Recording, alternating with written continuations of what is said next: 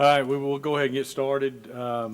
Welcome to the, I guess really the last, hopefully the last budget meeting for the FY18 budget.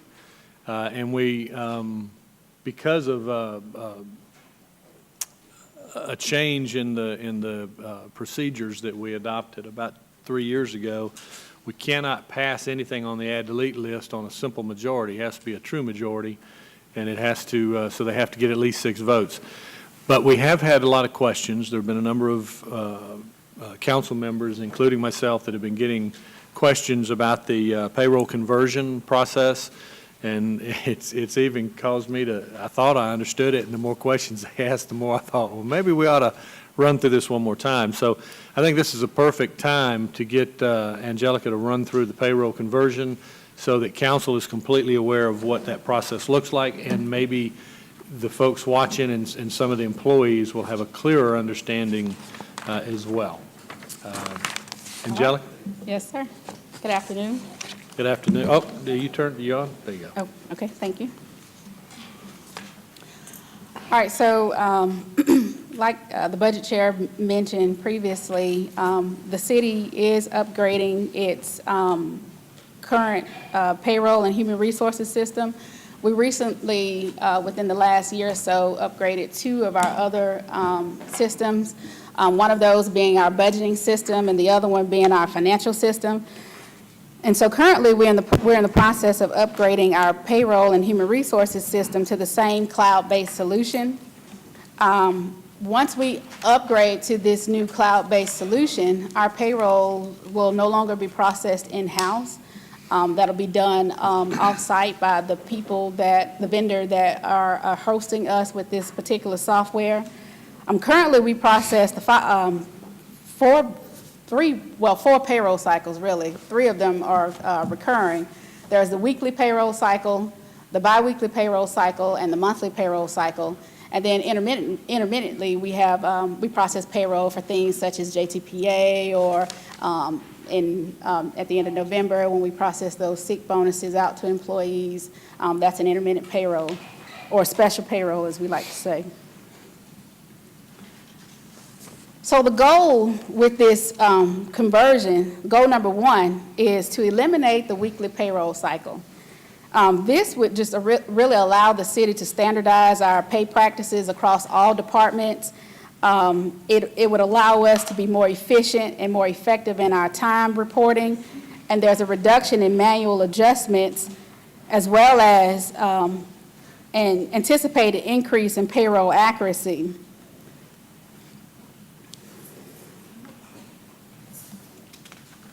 So the second goal for this payroll conversion, in addition to eliminating the weekly payroll cycle, is to create a 1-week lag for biweekly employees. Now, this transition will not result in a reduction of salaries. Employees will still be compensated for all the time that they work. So biweekly employees will not be losing a paycheck. It's simply a 1-week deferment of when they would actually receive that paycheck. So when you separate from the city, you receive 1 week's pay after your last day work because of the lag. So we're hoping with this 1-week lag to create some consistency in our payroll processing. Currently, the weekly employees are on a 1-week lag, so they work a week and they get paid the next week currently. Currently, our biweekly employees are not on a lag. They get paid current to date. So the lag time would allow us to allow time for computations to be based on what's known and accurate information as far as when an employee is actually working and there's no built-in assumptions, which reduces future corrections. So our current process is that we process payroll on Tuesday. These, about 95% of our employees are paid via direct deposit, and those payments are submitted to the bank on Wednesday. Paychecks are received on Friday for the work week that began on Monday. So we're estimating on Tuesday that you're going to be here until 5 p.m. on Friday. And we've already sent that money to the bank on Wednesdays for a guaranteed Friday direct deposit date. So creating this lag will allow us to process payroll based on time that the employee has actually worked, as opposed to it being processed on work hours that are unknown.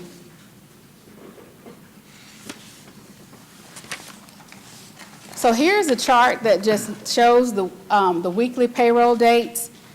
Currently, on the left side of the chart, the current weekly schedule, employees receive a paycheck every week. So the weekly employees are already on the lag. So just starting at the top there, you see the pay period that begins June 17th and ends June 23rd is actually paid on June 30th. And that process continues down for weekly employees. Now, for weekly employees, they're going to a biweekly schedule. So instead of being paid once a week, they'll be paid once every 2 weeks, like all the other employees. So every week, they'll receive a paycheck until the 4th of August. The 4th of August will be the last time they receive a weekly paycheck. The next week, on August the 11th, is the week where we'll pay the 20-hour bonus for the weekly hourly employees. And then on the 18th of August, the weekly employees will receive 2 weeks' pay. And so they'll be on a biweekly schedule at that point. Angelica, can I ask a question that may put a finer point on it? Just because, like Counselor Henderson, I've had dozens of questions about this. I think in its most simplistic form is to tell everyone that normally you would have been paid on August 4th and August 11th. That's correct. This year, however, you're going to be paid on August 4th and August 18th. However, on August 11th, we're going to give you a bonus you would not otherwise have gotten. That's correct. Okay, I think that's, you know, I know you're explaining it in conversion and clouds and software, but really that's all people care about is I was paid on the 4th and the 11th. Now I'm going to be paid on the 4th and the 18th. But in order to carry me those extra 7 days, the city's going to give me a bonus on the 11th. That's correct. And on the 18th, for the weekly employees, it will be a 2-week paycheck.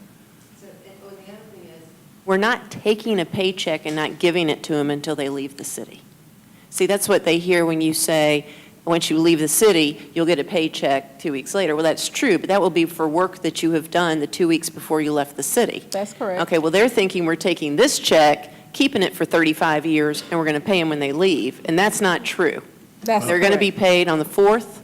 They would have been paid on the 4th and the 11th. Now they're going to be paid on the 4th and the 18th, and on the 11th, they're going to get an extra bonus they would not have otherwise been entitled to. And I think, though, what I'm hearing is it safe to say that at the end of the year, when they have been paid for the full year, they actually will end up with 20 hours more money in a bonus?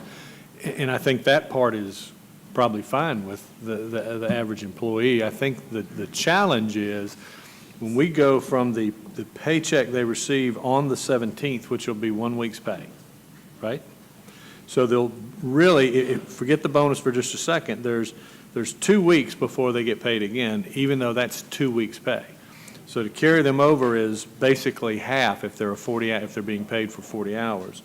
And I know the concerns I'm hearing is that one carryover week. The bonus, it is a bonus. It's extra money outside of what they normally earn in a year, but I think it's a timing issue. And because of that, I think the critical piece, and I'm not really sure how to do this, I know Reether's probably working on it, but is the communication piece so that people understand far enough in advance that, yes, you're going to get a 1 week's worth of paycheck on the 4th, and you won't get a 2 week worth of paycheck until the 18th, but we will give you a bonus on the 11th to help tide you over that week. Even though the dollars are the same and even tilted in the employee's favor, that's still, for a lot of folks, particularly on the lower end of the pay scale, it's still a little bit of a challenge for them to meet that. So I'm not disagreeing with this. I'm just saying that I understand where their concerns are coming from. And this is all great. We get why it benefits the city. We get that it's creating greater efficiencies and it's really being done in a much more proper way of handling the finances. But it is, in fact, going to create a little bit of a challenge for them for that 1 week. particular weekly. Counselor Huff? Yes, ma'am. I think my phone calls came in based on the actual numbers. Those 20 hours they're saying it's basically, they mentioned that some of the renters pay weekly, and they would only have half a check, so you getting paid for 20 hours or 40 hours that week? Well, the bonus is a 20-hour bonus for the weekly hourly employees, so it is a bonus of 20 hours. But when they get paid on August the 4th, their next paycheck on August the 18th will be a 2-week check, as opposed to 1 week, which they have been accustomed to receiving. So I know the city doesn't get involved in those things, but how do they explain to their landlords and people about the money? They're saying they have 40 hours of money that week to pay bills and do things. And I understand you're giving 20 hours. I'm just trying to figure out how they make it. I see how we're doing it, Yeah. but how does the Well, person and that's on the- working 20 hours make it that week? And I think we started talking about this some weeks ago, Right. and we wanted to not do it July 1st, when the fiscal year starts. We wanted to allow some time after the fiscal year because we wanted to allow enough time. We're going to provide an explanation with how their paychecks are going to come to every single employee. And it was our hope that they will be able to take that letter if they need to, and as you said, go to your landlord and say, my rent, I will need to pay it on this date, and here's a letter where they're changing our pay schedule, and I want you to know. And if they did that July 1st, and it's going to happen in August, I think the landlord perhaps would know in advance, and hopefully would be considerate. Could we give them a letter or something? Because We are going- Because what I'm hearing is some of the landlords are really tough, and if the Yeah. money's not there, Yes, they're gonna have to find a place to go. and what has already been drafted, once we know where we're going, it is going to be given or emailed to every single employee in the government. And they'll have an outline of, what we're doing and how that schedule is on that memo that is going to every single employee, just like you see it. And it explains it. And that's what they'll be able to share with whomever to show that I'm not just telling you this, here it is. And certainly we can make sure a phone number contact number is on there in person if the landlord wants to call to verify that that's a real letter. So Is there any way we could email maybe from the city to the realtors or somebody to let them know this is? we Because can- some of our employees, yeah, don't handle business as well as others. yeah, And just, I don't want to see anybody yeah.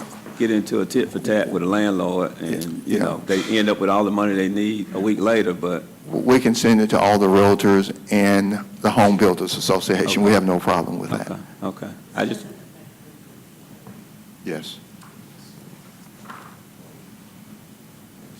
And we But actually, yeah, we can certainly send it to all the realtors and all of the, to the Home Builders Association. okay. To let them know that- Because I think that rent piece is probably the biggest piece of the bills that week, Yeah, and they may be able to figure out, I hope, how to get everything else through. But I think that's making sure they have a place to put their head, lay down at night. Sure. And the utilities and everybody, I just think we need to let everybody know that this city's making this conversion. Mhm. And with the utilities and the realtors and everybody, so that they don't think this is, every now and then somebody comes in and they say, well, I've heard all your stories, so what's new today? yes. Yeah. And that was my point about, and that's why we're being detailed. Staff, they've already shared with me Okay, what they intend to send out to the employees. okay. And it has, you've already sent it out? on April 28th. On April 28th, and we'll send it again, and we'll do all the things that I've just outlined. I think But- coming from you or the mayor or both Sure. of you, it would be to to the utilities and the realtors, I think they would know that this is real business. Yes, and the mayor has indicated she can send it out. Okay? Yeah. All right, thank you. Thanks, sir.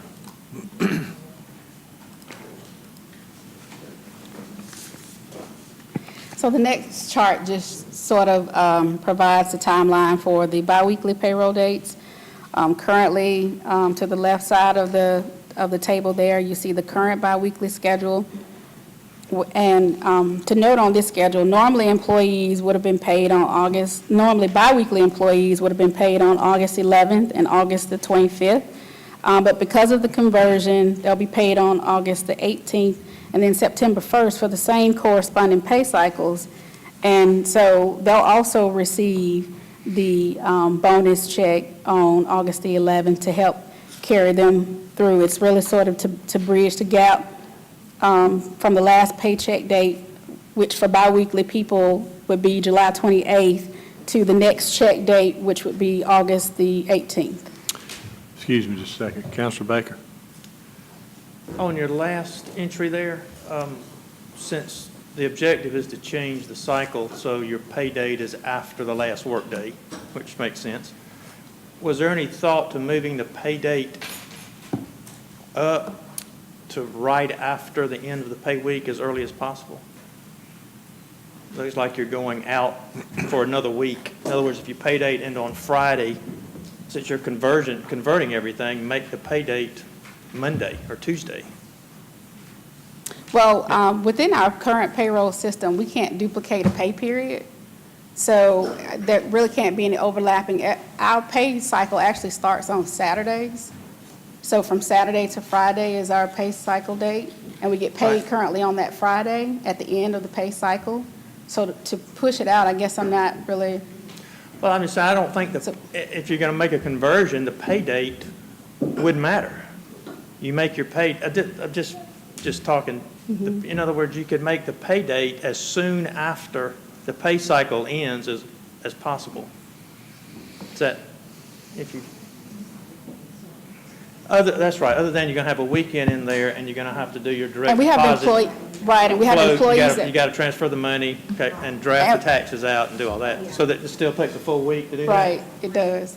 3 banking days plus a weekend? Okay, And we have Oh, well, employees that sorry. work on the weekend, so. I see, okay, thank you. I got you, thank you, sir. Complicated government stuff.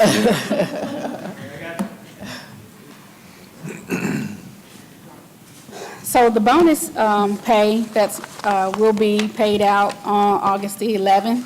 It's a one-time bonus that will not have to be repaid. For your biweekly employees, it equates to being 1/4 of your biweekly salary, or if you're an hourly paid employee, it equates to being 20 hours. This is for all full-time employees, excluding elected officials.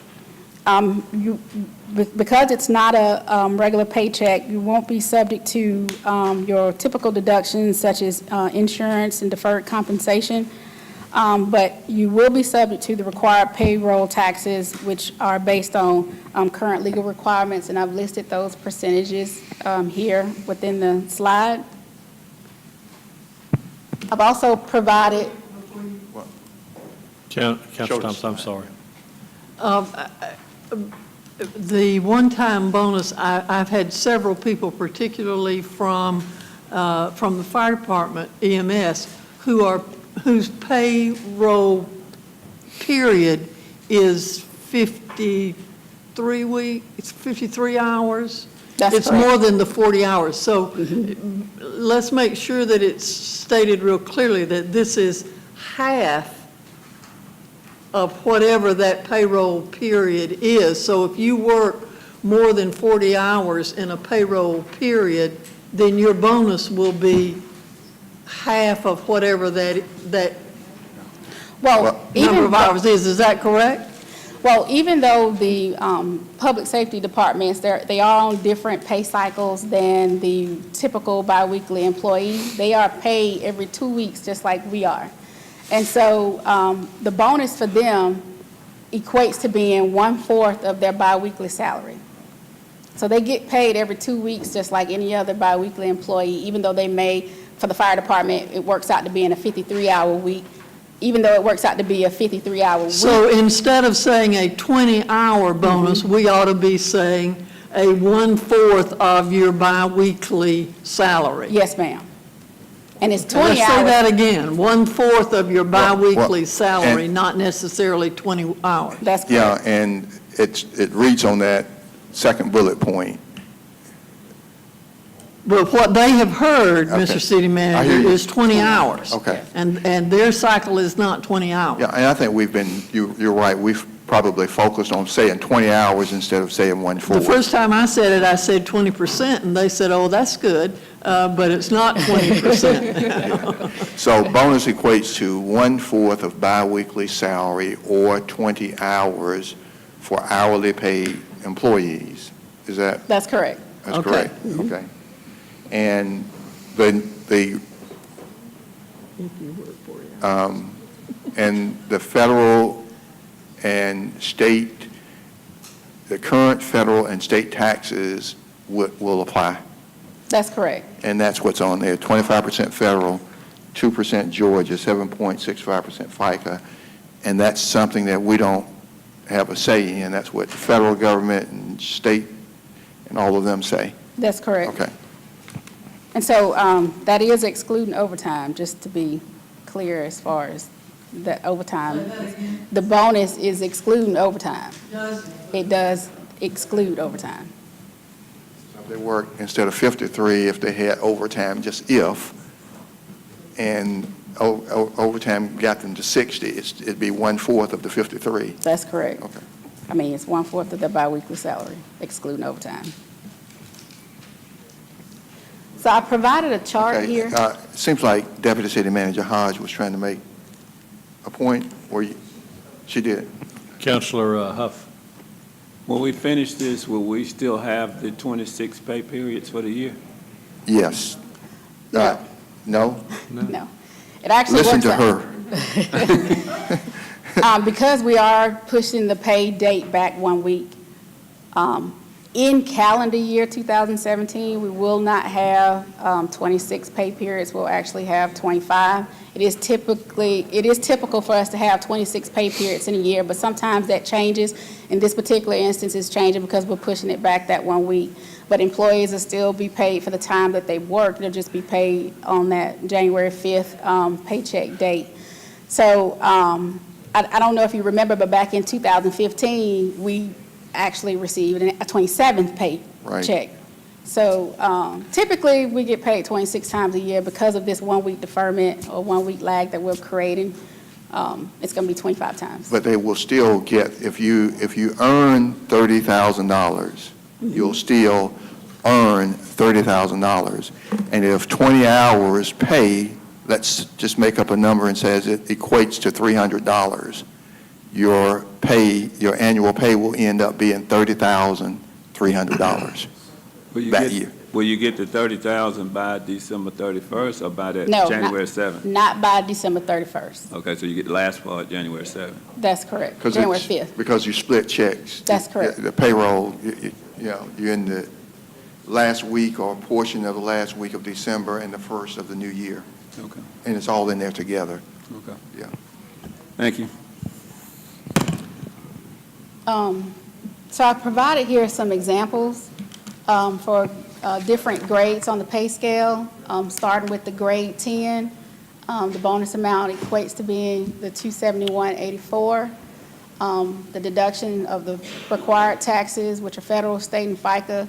The pension deduction is based on the 4% contribution rate. So I know you remember, due to pension reform, we have 2 contribution rates. For our existing employees that were on payroll as of July 1, 2012, that contribution rate was 4%. But for new employees, that contribution rate is 8%. So I just wanted to denote that for the examples, that it's factored in the 4% contribution rate. So what it equates to being, as far as the grade 10, is the $166.77. For the grade 17, and this is just the step A. I mean, if you're further out on the scale, then obviously it's going to impact you differently. But for the grade 17A, the gross bonus equates to being $384.10. Subtracting out the applicable taxes, the net bonus amount would be $235.65.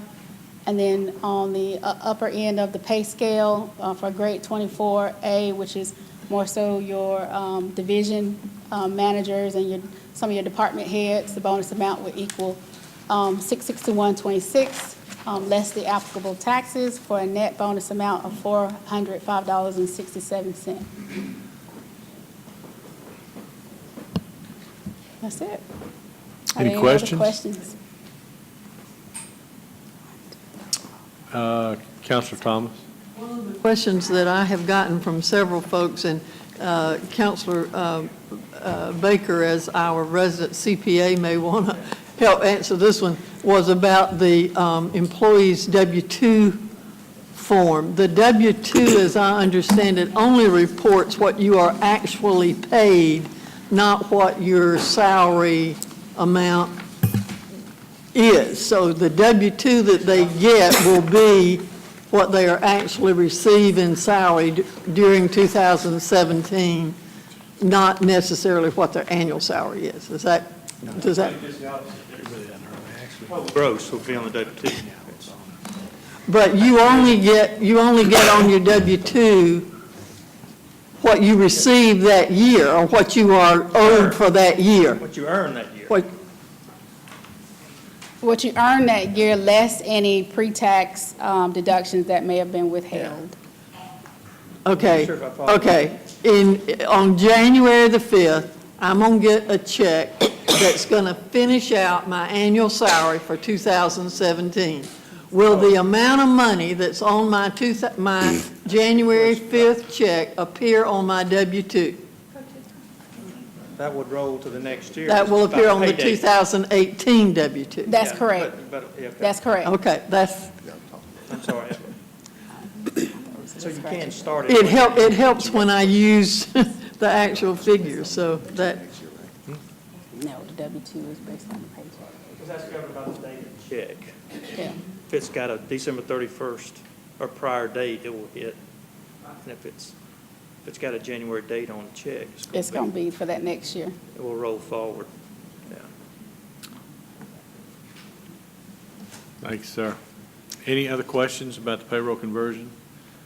So I guess if you condense it into something that the employees and I can understand, there's going to be a 1-week delay from when you get all the money you would have normally gotten up to the date that you receive it then. And to offset that, you'll be given a bonus equating to 1/4 of what your bi-monthly or bi-weekly pay rather would be. Do what now? Or 20 hours, yeah, well, yeah, or 20 hours, but it's actually going to be 1/4 of what you would have been paid, right? Thought that was a conversation we just had with public safety. Yes, sir, that's correct. For your biweekly Okay. salaried people, it's All right, 1/4. but the end result, when you get that W-2 at the end of the year, you should have a bonus. You have additional monies that you've earned in that fiscal year or that calendar year, above and beyond what your pay was, right? That's correct. So you need to make plans, and we need to be communicating it to them so they know to talk to whomever they need to, so they can meet all their obligations, that they know that 1 week, there's going to be a 7-day delay before they get their full pay, but they're going to have a bonus to help offset any expenditures for that 1 week. And what we plan on doing, Mr. Budget Chair, is we actually have a meeting scheduled for this Thursday. We're going to sit down, the payroll, finance, and HR areas, and sort of talk about the questions that we've received from all the employees, and put out some sort of FAQ to sort of help answer some of these reoccurring questions. And my recommendation would be for people like me that I just want the cliff notes. Just keep it very simple so they understand what they're not getting, when they would normally get it, when they are getting what they would normally get, and what we're doing to help them bridge the gap. Yes. Mayor Pro Tem. I was just going to say that, just make it real plain and clear to them that that last paycheck that comes in January will not be included in their W-2. Yes, ma'am. Okay, thank you. All right, if there are no other questions about the payroll conversion, we'll go ahead and move into the add delete list, and we've added enough folks that I think we've got a much better shot at getting some of these things addressed officially. Just a reminder again, it will take 6 positive votes to add anything that has currently been placed on the list, and we'll go through them one at a time.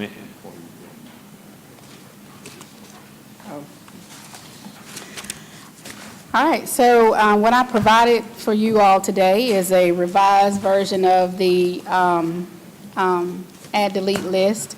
I've also provided a couple of items that were requested of council to accompany the list, such as the detailed operating expenditures from the Department of Engineering, as well as the detailed capital outlay request from the Parks and Recreation Department.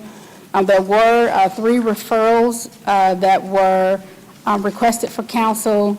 One of those, 2 of those actually being for the Marshal's Office. Those are attached as a part of attachment A and B. And I'm sorry, 3 of those included the Marshal's Office, and they're all attached to the responses and requests from council from the last budget meeting. What I'd like to get clarification on as far as the add delete list, I did add a few items via email that I've received from a couple of counselors, and I just wanted to make mention of those items and request that these individuals officially add these items to the list during the budget review session. Okay, that's fine. Anything on that list is, it's just what any individual counselor might want at least some additional consideration given to, so that's fine. Okay. So the first item is an email that I received from Councilor Davis. I did seek clarification from the Fire and EMS Department concerning the paramedic certifications for the administrative staff, and that amounted to 10 people. The amount that's listed on the list is including benefits. That's $12,515. The next item that I've received was from Mayor Pro Tem Pugh as it related to the reclassification for discussion for the internal auditor. That amount listed on the list is $12,199. Those items were in the general fund. In the other local option sales tax fund, on the public safety side, I received the email from Councilor Davis concerning the Marshal's Office to delete the license plate reader, as well as an email from Councilor Davis that added 2 pursuit vehicles with the build-out package for the police department. And if I could just get motions to officially add these items to the list for discussion. You don't need a motion, you just need I a don't need a request of motion, that okay. individual. All right, whatever. And I think unless one of them retracts it, It's on the list. it's on the list. Okay, all right. Just taking care of some housekeeping for our Assistant City Attorney. Okay. All right, so the first item on the list is for the Marshal's Office. We're adding 1 deputy marshal, grade PS 14, in the amount of $49,180. It has a reserve impact of 0.12 days. Currently, there is no offsetting deletion for this item. Councilor Garrett. I just wanted to reiterate to my fellow councilors, the reason I add this, I've met with the Marshal's Office. This isn't some sort of luxury item. It's not a want. For them, it's a need, because they are down to that level where they can't put somebody on vacation without basically getting other people to cover it. So, it can end up costing us more in overtime and that kind of thing. But this is something that's it's a dire need for them. It puts another officer on the street, somebody who can respond to calls and support our other officers. And I I'm the youngest counselor out here, but that's my observation from meeting with the marshal's office, and, I would ask for your support. Is that a motion to approve? It would be a motion to approve. All right. There's a motion and a second to the motion. Counselor Baker? Well, that's, my quick question would be, because we've got a lot of critical needs on this list, is there any information regarding a funding source? I mean, the fund balance is not a funding source for most of these things on here, especially payroll-related items. It's, the funding balance doesn't have a revenue stream. You can't go into the fund balance and cut the cost somewhere else. It's a fixed part of the budget that's, it's not even sitting in a savings. It flows into our general fund to help us pay bills, and it's a moving target. When you hit a continuing expense against that money, it doesn't work. It's not set up to be, especially payroll out of a fund balance. So that's my concern with all these issues. I'm not doubting any of them are critical needs. My question is, going in before we start this list, if somebody has an idea for a funding source, please help us out. I don't see the fund balance at 61 days as being a funding source. If it was 98 days, we could at least have the discussion. There's no difference between 61 and 60. There's no leeway there. And we have a couple of issues, that we're dealing with. We've got some repairs down at the tower we're looking at doing that could take some money there. So I'm just asking for any help that anybody has on a funding source outside the fund balance. I just don't think that's really sound fiscal policy to invade for a lot of these things at 61 days. Thank Mr. you. Chairman. Yes, sir.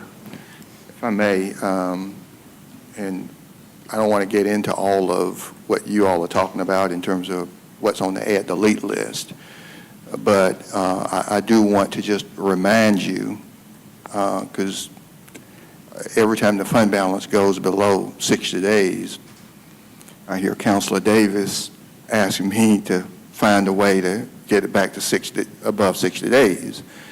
But and Councilor Henderson, I know that you will know this, and many of the councilors who have been here for many years.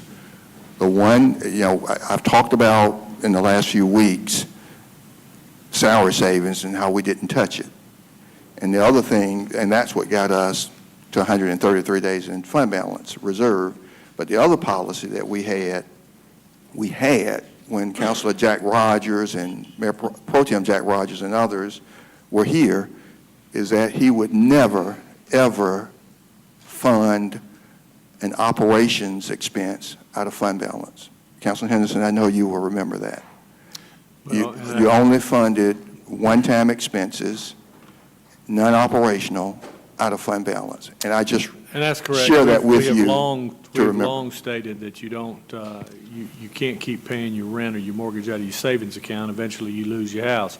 Same thing with payroll. Any kind of operating expense, one-time capital expenditures we have utilized in fund balance in the past, but it's a very slippery slope, because once you head down that way, it kind of just folds itself into the budget, and it's there year after year, and it's coming out of fund balance. Councilor Huff.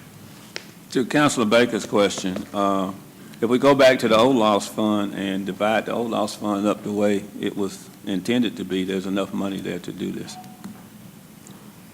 The monies were, however they came up with the percentages, it's like 30-something% to the police department, 30-some% to the sheriff's department, and 0.2 to the marshal's department, which I would think in the old laws, it should have been a different percentage there. I don't know if it's 5%, 10%, 15%, however the voters voted.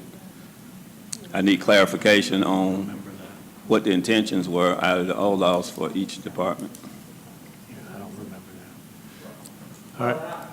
And I'm not right. I followed that there was, as the other law sales tax was collected, it was used to fund certain positions. But we're using the OLOST fund balance as part of our 61 days. I understand, but what my question is, it was intended for public safety. Right. And if it was outlined police, marshal, sheriff department, fire department, just public safety. Right. Those percentages. If those percentages were in place, regardless of what else we do, that was the intent, to take care of that side. For them to have what they need. Because what I'm looking at here now is just basically, they asked for 2 cars 2 budgets ago. They asked for 2 cars last budget. They asked for 2 cars this year. So now you come in this year saying we need 8. We should be at a point now where they only need 2.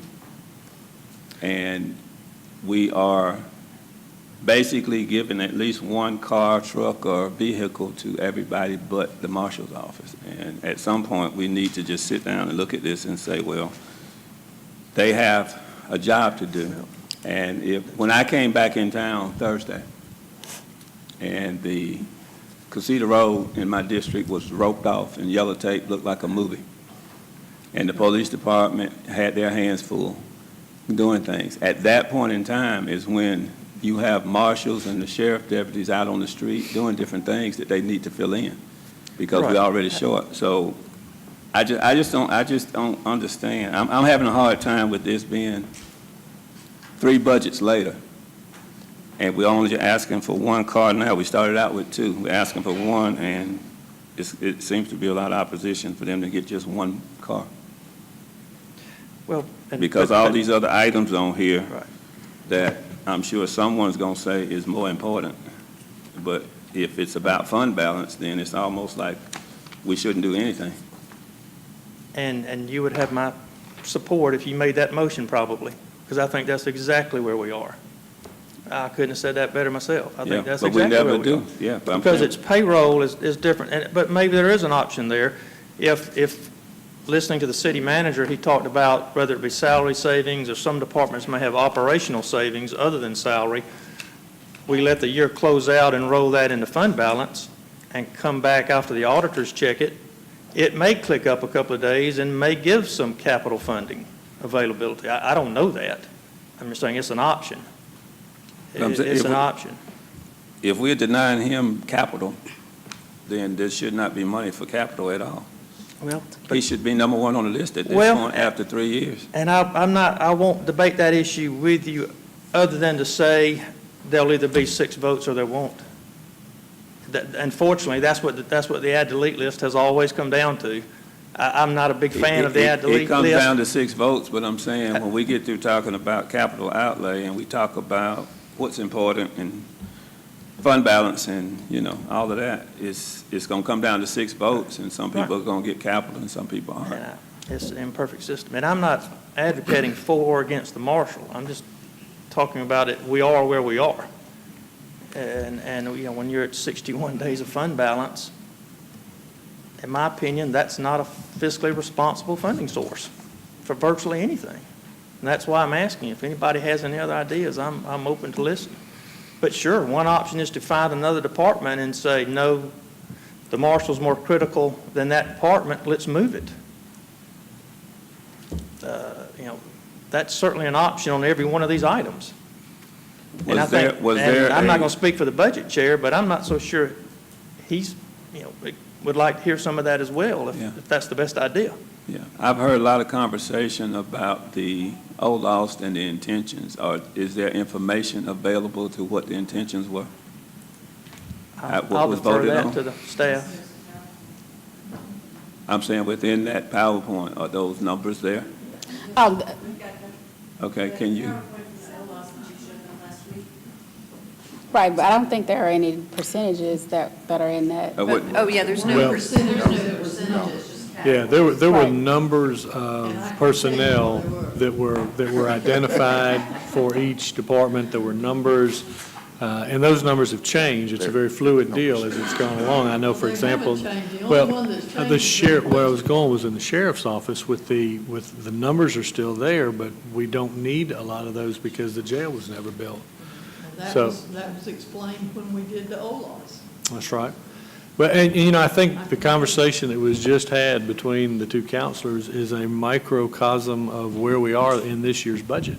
This is absolutely, and it's a shame that it gets painted this way in the public by some people. I think I think it's a little irresponsible, as a matter of fact, because when you have a budget that is this tight, and our savings account is at critical level, it is not a matter of want to.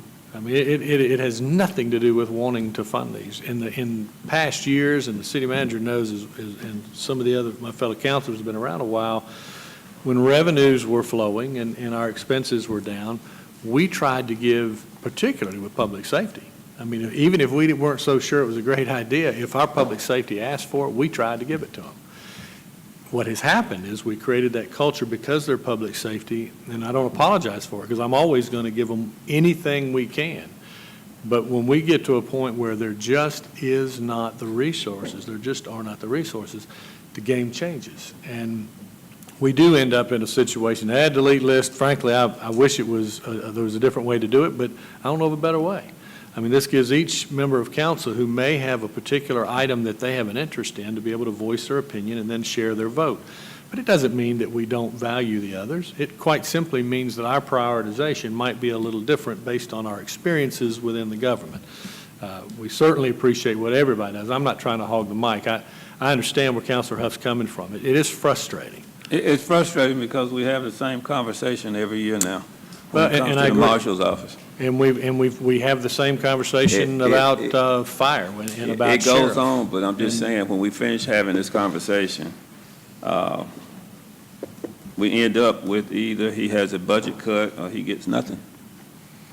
And I hate it, but there's a lot of departments that are in the exact same boat. But we will get a chance to vote on it. Councilor Garrett? As far as funding sources, I don't know what the history is behind, I understand there was some sort of instruction to the marshal's office not to write tickets anymore. And that was brought up in one of the meetings. I thought maybe we might get some sort of statistic on that, but I'm not sure how much revenue that can generate, because they are out, they are cruising the entire city.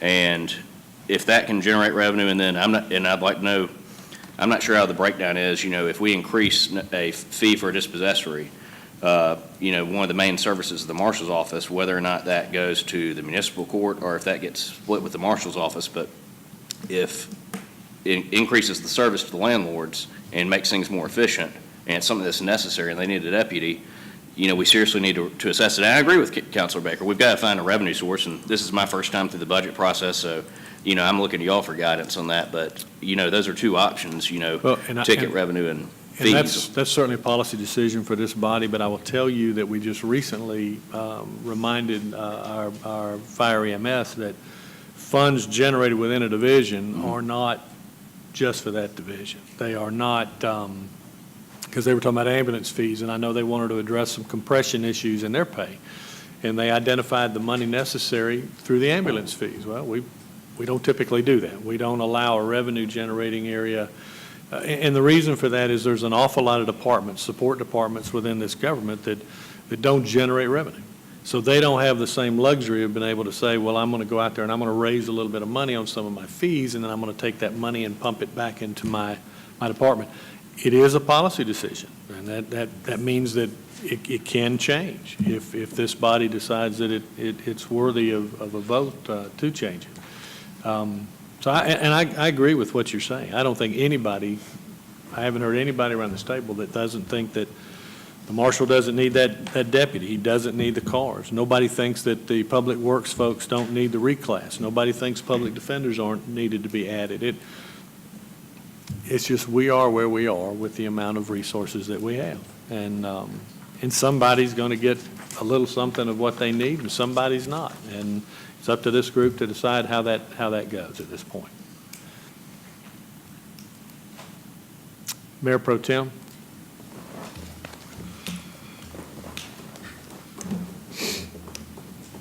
You take in consideration everything everybody has said. And I know we don't take money that's generated by a department to run that department. But I think at some point in time, we need to take in consideration that department is generating money. And it's going into the general funds. So at what point, we say, how can we fund a position in a department that's generating funds, that's funding the general funds? And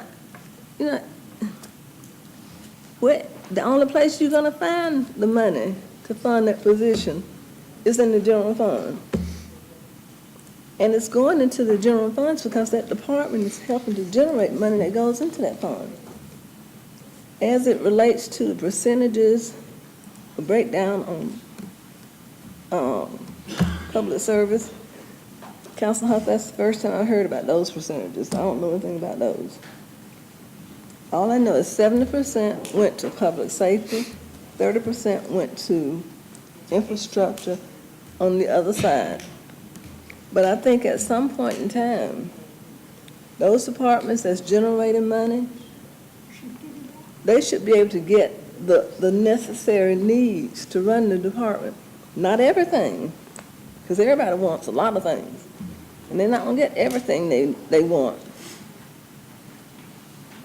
But when we say how it's gonna be funded, it's gonna be funded from the work they do. Okay, thank you, ma'am. Counselor Thomas? Ms. Alexander, I'd like for you to look at the add delete list here. The first page of this add delete list, if I'm reading this correctly, are items that are typically funded from the general fund. That's correct. And then the second and third pages are items that are funded from the OLOST, or that are proposed to be funded from the OLOST. The second page is the OLOS page, and the third page is all the other funds. Oh, I'm sorry, the third page is the stormwater and okay. Right, all the other funds. Down at the bottom of that first page, it says ending estimated days remaining, 58.67. Does that include the reserve from the OLOS? Yes, ma'am. So that if we did all of this, our fund balance would be at 58.67 days? That's correct. Okay, so the additional deputy marshal that is being discussed at this point is being proposed to be paid from the general fund, not from the OLOST. That's correct. Okay. And if I remember correctly, in the OLOST, in the original presentation from the OLOST and currently, the marshal's office was to receive 5 additional deputies, and those 5 positions are currently filled. Is that correct? That's correct. Okay. So if we moved this deputy marshal from the general fund page to the OLOS page, it would not make a difference in the days left, but it would increase the number of the number of deputies assigned to the marshal's office from the OLOS. Is that correct? That's correct. Okay. No. Okay, thank you. Thank you, ma'am. Next up is Counselor Davis. Oh, I turned yours on, I'm sorry. I'll come back. Thank you, Mr. Budget Chair. Correct me if I'm wrong, but look, I think you have to question the fact that if we're trying to create positions just to generate revenue, I don't think that's wise in this case. I would look at this, and I'm looking at it both from some of the discussion that has been talked about around the table with funding, but I'm also looking at this as a management issue. And sticking to your core mission of your departments. Now, I totally respect and I appreciate any and every department head or chief, or whether it's an elected official, whomever, coming in and standing up for their department and their needs, and we're going to get that. We've had tons of requests all along the way. They all can be justified, but that's somewhat the problem with sometimes in what we do with the add and delete list has been around forever. That's part of the budget process, but, outside the mayor's budget that's been prepared and vetted, when it comes to us, and then we have to relook at some of these things from a standpoint. It really makes it difficult, and only thing you can do is just talk to folks, and I don't have any indication that there is a need out in the community right now. Matter of fact, everybody I've talked to is content with the service. You look at the Sheriff's Department doing more and more work on this side of serving. You look at the private couriers, you look at those things. I think somebody said along the way that there's 24 vehicles that we're talking about. There's only 17 personnel and 24 vehicles within this office. Look, we just lost 2 more CPD vehicles that we just read about in the paper that's going to have to be replaced somehow. So I think, everybody's going to have to start sticking to when you have an issue from the revenue side, they're going to start sticking to the core mission. So, my question is, continue to do what you've done in the past, and at the same point, in this discussion, I think it's very, very relevant that we look at the history here. You look at the history of why we've made some changes last year and the year before. You look at how the funding was used. It is very obvious of why the changes were made. So the question of standpoint, do you really need the extra personnel to accomplish your mission? I think that's one of the key questions at this point. Everybody needs more personnel, everybody. I mean, everybody wants more services, but we're having to do more with less, basically, and continue to stay on the same pace. So look, again, I appreciate and respect all the requests, but I've got to look at this from a standpoint of capital replacement. If somebody really needs, and it becomes a safety issue, I think we've had a tremendous amount of discussion on the safety aspect of our vehicles across the board. I think according to, I asked the fleet manager directly, do we have any issue as far as a safety concern with any of our vehicles? He said, no, they're all good. So, equipment, providing equipment for our people, I am 110% for that. But when we're starting to add on services or add on to increase revenue, and the last time I think in some of the documents, Mr. Budget Chair, that was given to us, there's not a lot of revenue that's being generated in some of these areas outside. And I mean, if we're going to go out and create, or if you look back to the history and duplicate the services throughout the city, then again, that question comes up about the need of extra personnel. So this year, I think you keep doing what you're doing. I think you keep managing the department. I've heard good things about from the subject at hand in the Marshal's Department, that people are content with the service. That's a good thing. And I guess you just have to stick to your core mission and manage from within. So that's my perspective on this. Thank you, sir. Mayor Pro Tem? In reference to adding on personnel to generate income, that was not what the marshal said he wanted that person for. It was to ensure that they get the warrants or whatever they deliver out in a timely manner. And I have heard some complaints from some citizens who go down to municipal court to file for whatever it is they file for it to be delivered, that it does take a while. The marshal didn't say he wanted a person to generate more income. That was something I said that could be done when we said, where are we going to get the money from? And Councilor Garrett said, writing tickets. They get money from that. That wasn't what the marshal said. Now, as far as the capital fund with the cars, I too would question, why would they need additional cars when they have, I think it's 7 more cars than they have people in the department?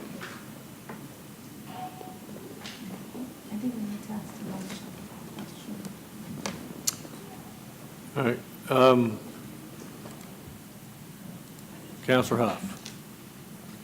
No, we need to go back and get the cars and count up. That includes the seven additional cars, includes the van for the Marshall, Junior Marshall program. There's some other things going on there. And also, from a safety issue versus workable issue. Fleet manager says the cars are safe, but that does not prohibit the fact that they break down. So you have a Marshall car on the street that needs someone else from the city, you know, a citizen to jump off or something, it's still a safe car to drive once it restarts. So it's necessary to replace some of that, but we need a count on what the cars are. He has people here, if somebody can help me with that, to explain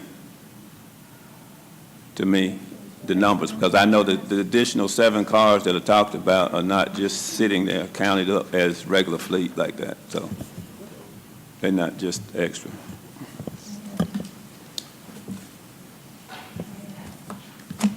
Good afternoon. Good afternoon. I'm looking at a list that was provided by the fleet manager as to the inventory of vehicles assigned to the marshal's office. I keep on hearing 24 cars, but on his list that he provided, there are actually 22 cars on this list. I don't know where the 24 is coming from. I have no idea.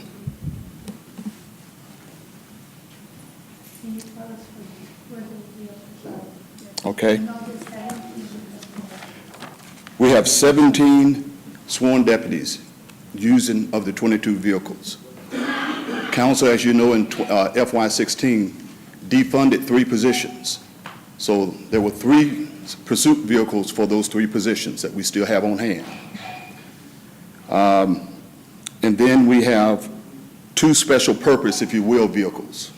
We have a van that we use for DARE in the DARE in the Junior Marshals program, and then we have what we call an admin car, an Intrepid. But other than that, I don't know what other vehicles, the other 2 that everyone's talking about. What's the admin car used for? I'm sorry? What is the admin vehicle used for? Well, it's a backup in the event that our fleet, if a vehicle were to go down, it's a backup for one of those vehicles. The 3 pursuit vehicles were assigned to the 3 positions that were defunded. And what's done with them now? I'm sorry, ma'am? Who uses them now? They're sitting there now. I mean, the positions were defunded, but they were not taken away from the marshal's office. They were defunded. Were the cars bought and they're sitting somewhere, or the cars being used for those 3 positions? Well, we keep them up by starting them up, but no one's driving those vehicles, no. Well, let's go back. Counselor Huff has the floor, and that's okay. When he finishes, we'll get back to you 2 ladies. No, my understanding is they took the better vehicles and put them on the street. That is correct. And the ones that are there, they are of an older nature, and they use them if they have to use them.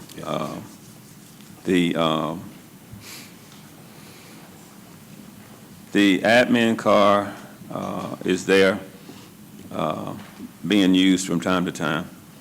And like I say, I go by, and I hadn't had a chance to visit with the new sheriff, but I've been by the marshal's office. I go by the police department from time to time and check in. But in this particular case, 3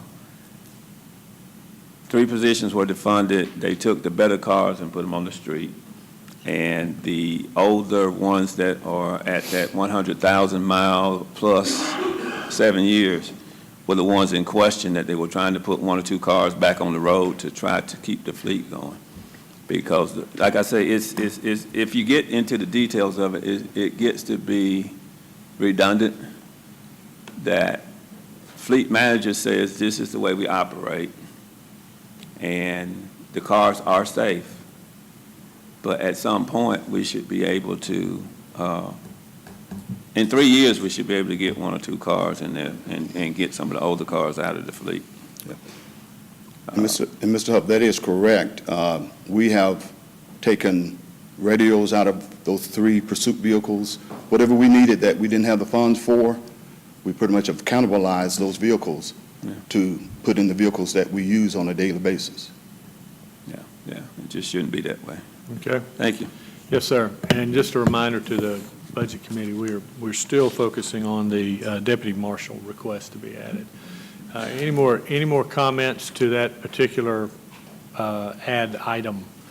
There's been a motion and a second to, with no offset funding, to add a deputy marshal PS-14. All those in favor say aye. Aye. All those opposed?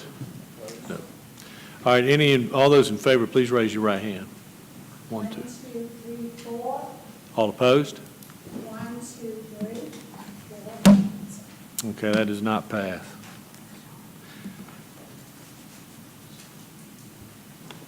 Ms. Alexander? So the next item on the list is an item that was requested by Councilor Davis at the May 9th session for Parks and Recreation for $500,000 for capital outlay. The capital outlay list in rank order was attached to the add delete list. Okay, Councilor Davis? Mr. Budget Chair, I think I heard relevant to the previous conversation, I think I heard the city manager talk about a potential plan in working to accomplish some of the council's concerns we've heard from the citizens. I believe that is correct. Am I misstating that it's being looked at, it's going to be looked at in the upcoming months? Councilor, that's correct. We don't know how the year will end for Parks and Rec at this point, but I've got staff looking at their budget, working with them, and there are some critical needs.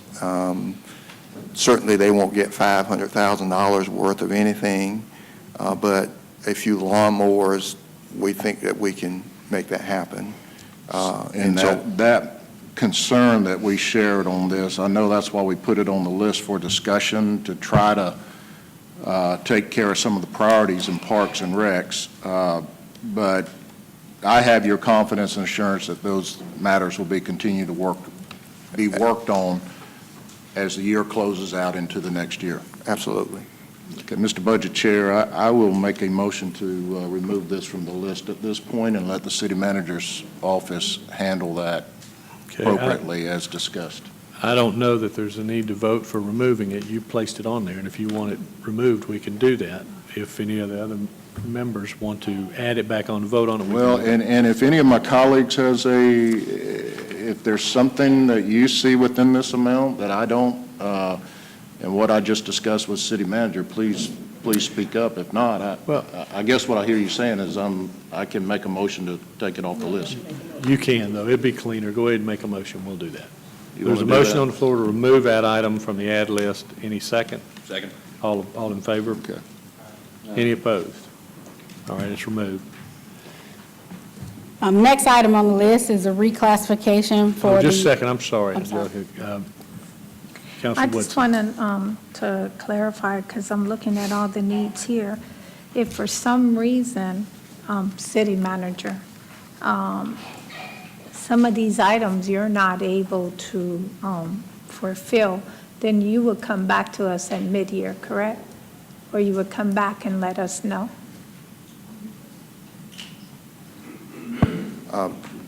Councilor, we will certainly let you know what we're able to do and what things remain on the list, but they'll determine the priority, and some of what they have left in their operating budget will apply towards this list. But I can tell you, because we are focused on fund balance, it won't be $500,000. Okay. I mean, it just But won't. I just want to make sure, because I don't want us to see those horror stories again, where vehicles and equipment that our employees are using are duct taped or wired, or, because to me, that was very embarrassing when the presentation was here and the media, took off with it. And it seemed to look like we were putting our employees in an unsafe environment. And that's my reason for saying that I know you say it would probably be less than $500, but I hope that you'll give us a report back on the things that are very, very priority to ensure the safety of our employees and that the mission gets completed. Absolutely. Okay, thank you. Counselor Thomas? As I understand it, this $500,000 is not currently in the budget, is that correct? That's correct. It's not. And so anything that's on this list, particularly if it's over $10,000, has to come back to council anyway, right? Well, if we are going to purchase, yes. Yes.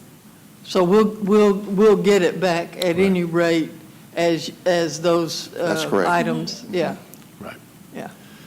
And you know, there is we had, the mayor's budget included expected revenues consistent with what FY17 showed, which included about a $4 million less revenue stream than we had anticipated. So in FY18, it could be that they fix or in the next couple of years, they fix the tag auto ad valorem system. Could be that sales tax rebounds. Could be that we collect more fees in recorder's court. This is a prioritization list in my mind. If this group has placed these on an ad list, it's because they're serious about trying to provide for the marshal and trying to provide for some of the other individuals. So I would hope that if we do end up at mid-year or even prior to that with some additional funding, that we will revisit these items and give this group an opportunity to reprioritize and determine which ones we want to expend those funds on. Yes. And so, Councilor Thomas, back to your point, because I was looking at the list, we'll bring back an entire list to show you what we were able to do, because some of the things on here, obviously I see 2 zero-turn baggers for $9,500, a ball field paint machine, $6,000, but we'll bring the entire list of whatever we do back. And, well, not for a vote necessarily, but to show you, because it's not over $10,000. Yes, yes, yes. Thank you. Okay, so the next item on the list was requested by Mayor Pro Tem Pugh at the May 9th session for the coroner's office to reclassify the deputy coroner from a G16I to chief deputy coroner to a G18I.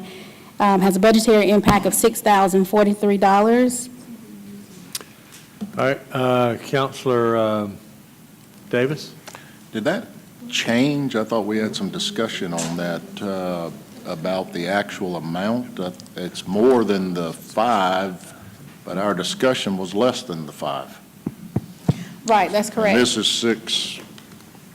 6.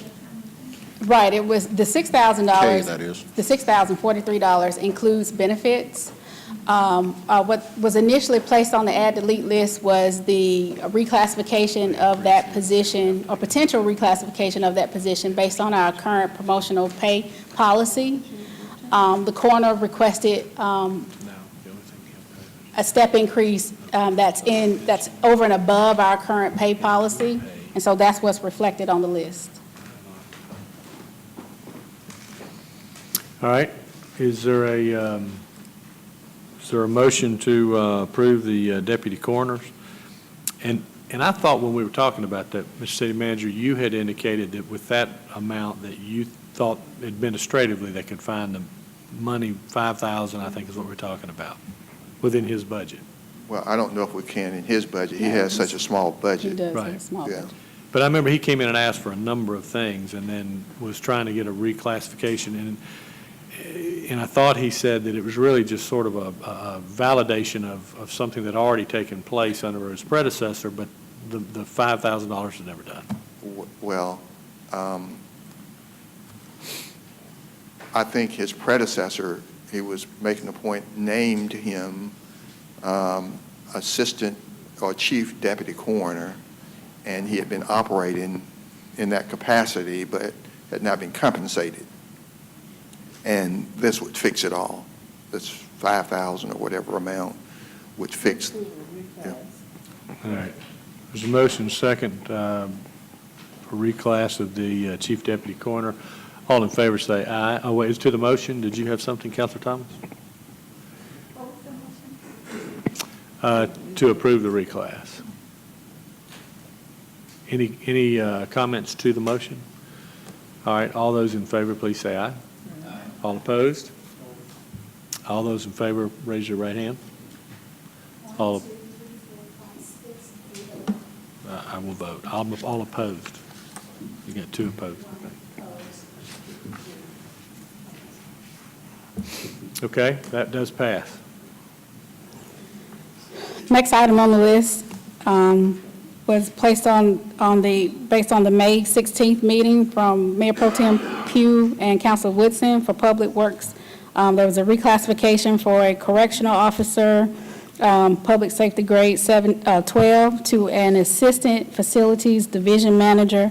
The directive, I believe, for council for this particular position was for staff to come back, possibly at this meeting with the funding source, and at this particular time, we don't have one.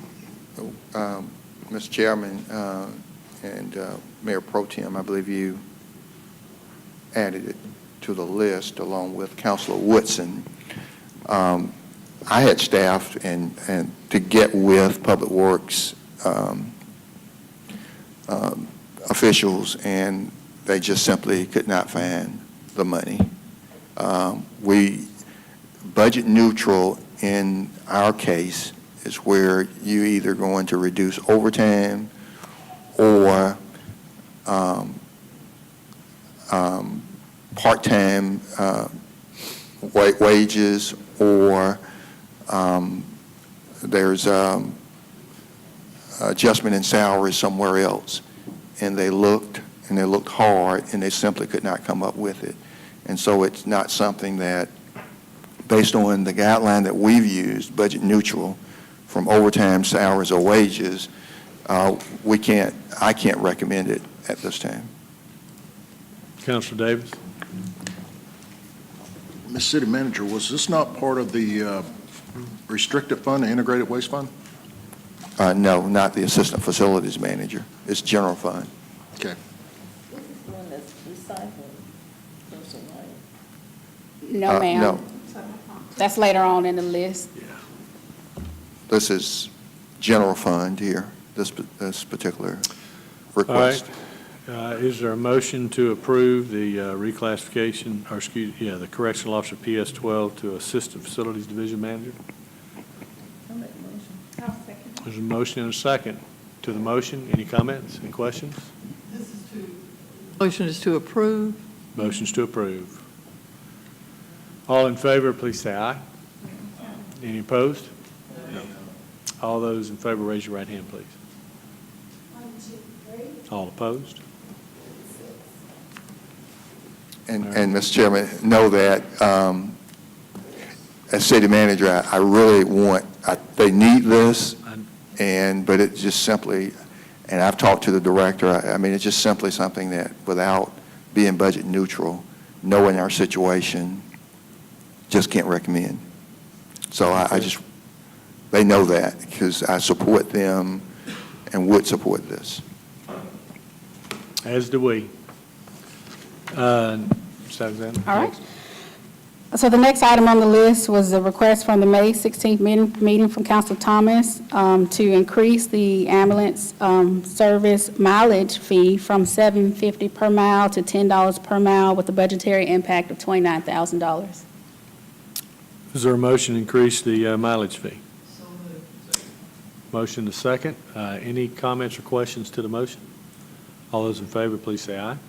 Aye. Any opposed?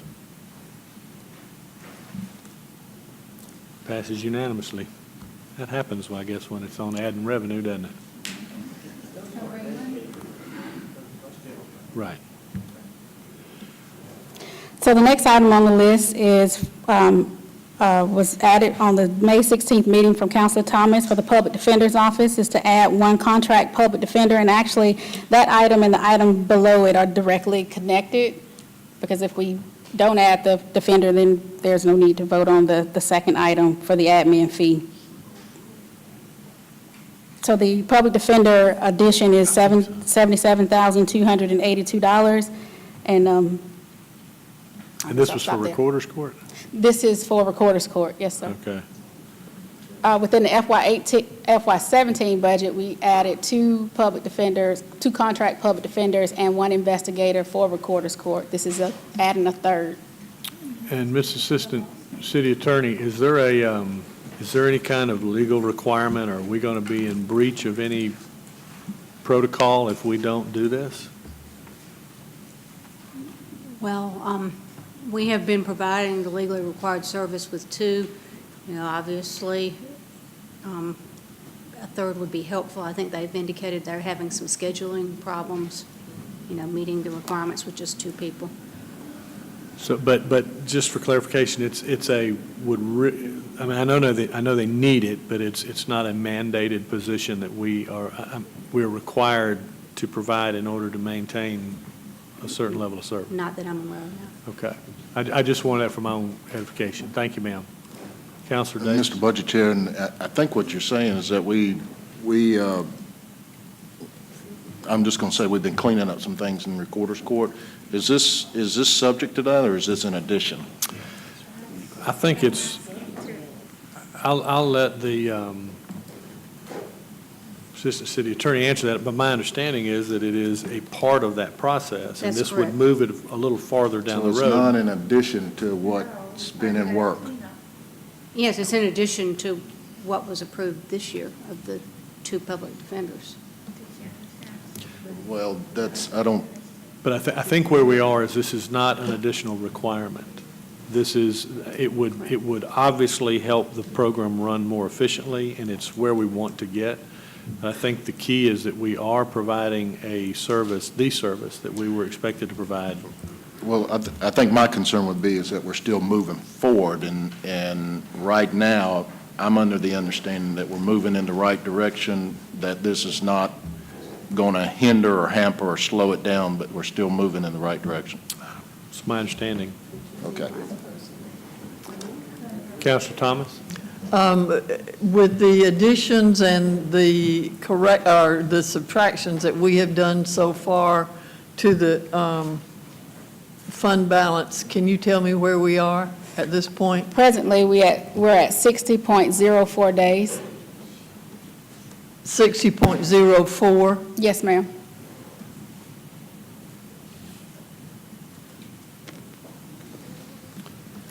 All right. I'm sorry. I don't know. The question's been asked, is this an eligible expense for the other lost? Yes, sir. Still be the same Well, impact. anything that's public safety related would be, yes, We pay currently 2 contract 'Cause we're- public defenders out of the OLOS fund. yeah. We paid other things court position. Yes, that's right. We can move this one. Yes. But there'd be no impact to the fund balance days. There would be no impact? Not to the fund balance days that I just provided, Okay. because the OLOS and general fund are combined.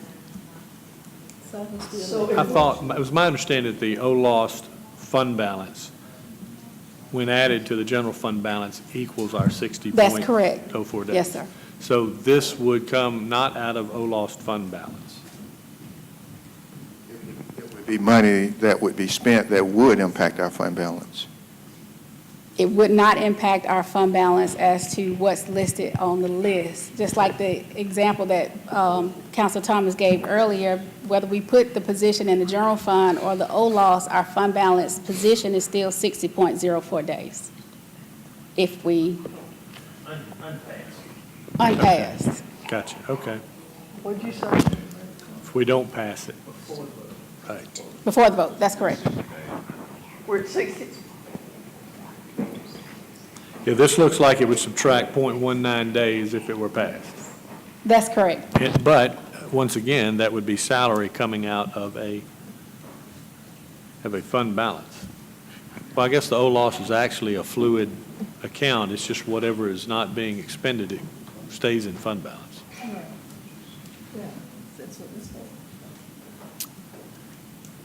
All right, well, Councilor Thomas.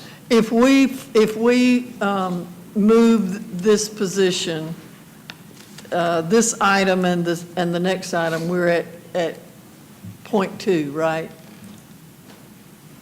0.19 and point. Should be at 59.84 days. Is that right? I'm sorry, can you repeat? If we approve this, what will our fund balance be?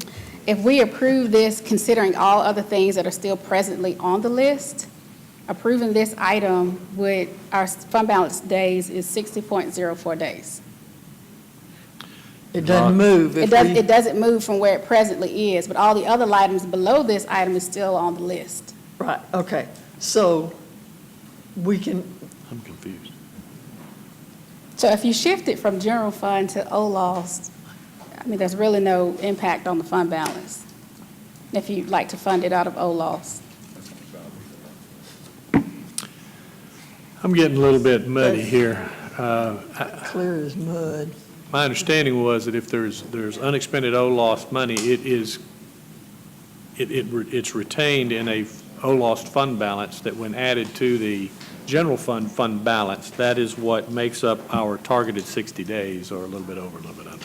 That's Is that right? correct. All right, so if we take this out of OLOS, would that not be a depletion in the OLOS amount of money that would be added to our fund balance? That's correct. It would reduce the OLOS fund balance and then increase the general fund balance that we're projecting. And So the Mr. net Chairman, effect is I zero. think what we are, I've asked, So you've already taken it out of this? well, let me ask Deputy City Manager Hodge to make her point, because what she's done, she's gone down this list as if you approve each and every item, and you've obviously voted some down.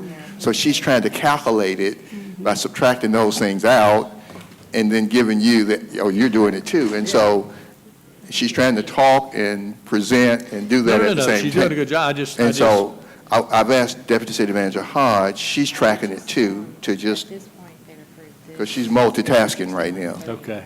Okay. All right, so I'll track it differently. I get it. You just got to remember, you're smarter than we are at this point, so we just need to go slower. All right, so back to the original question. So exclude everything else that's presently on the list based on what's been approved, what's not been approved, what's been withdrawn. Our fund balance started out at 61.45 days. It's presently down to 61.39 days. Based on what's already happened. 61.39? Yes, ma'am, based on what's already happened. And if we approve this, it stays at 61.39? Is that correct? No, that's based on what's already happened, not approving this. So if So we if approve we that, approve this, it we- goes to 61.1, 61.20 days. Yes. It reduces from 61.39 to 61.20 days if we approve the public defender position. And okay. I'm going to ask Deputy City Manager Hodge to track it while she's talking, because she's trying to do both. And so if you'll track it and then give them an update as she is talking, so that she doesn't have to focus on doing both. Councilor Thomas? I can do both. Do we have a motion to approve this item? We don't have no motion. Not yet. Not yet. I so move. Okay, there's a motion and a second. We've still got comments lined up. Next up is Councilor Davis. Yeah, I think the answer to my question was this is additional earlier, and I believe that this can continue to be monitored and looked at again, and then we can reevaluate it. So I'm not going to support the request this year. Okay. Councilor Garrett. I'm just trying to wrap my head around this, because the sheet I'm looking at says the beginning estimated days remain 61.45. Is that accurate, or is it 60.04?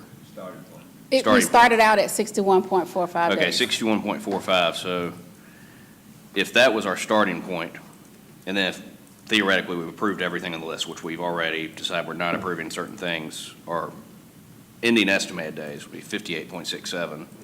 Well, I mean, we've already added back in, or we've already deleted 1.37 off this list, which would put us above 60 days. I'm just trying to figure out where we're, 61. We're at 61. Okay, so we've reduced, we started out at 61.45. We've subtracted .01. We've added back .07 thus far. So thus far, we're at 61.51 days. Sorry. okay. Doing the math. I'm with you now. Okay. Thank you. All right, great. So we have a motion and a second to add the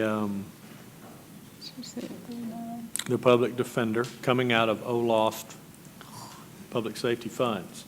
Any more additional comments or questions? All right, all in favor, please say aye. Aye. All opposed?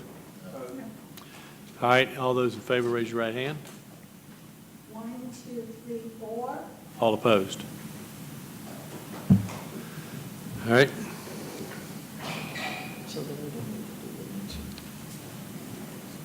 All right, so that did not pass. Did So not. the next item was related to that fee, I mean, for the addition for the one contract public defender, so, that doesn't even need to be voted on, does it? no. Right.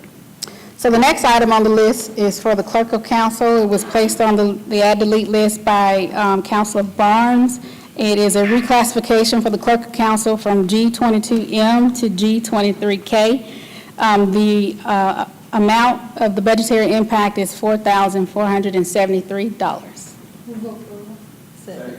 Motion and second. Any comments? What does that do to the balance? Councilor Baker? I just had a quick question. I understand today is add delete, but Mr. Budget Chair, Yes. I'm sorry.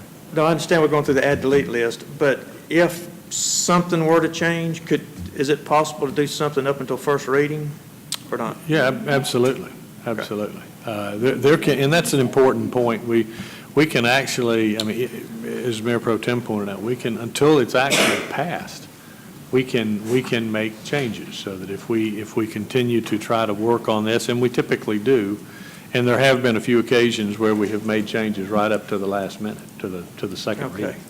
But you can change it after the second reading if you do it for so many days.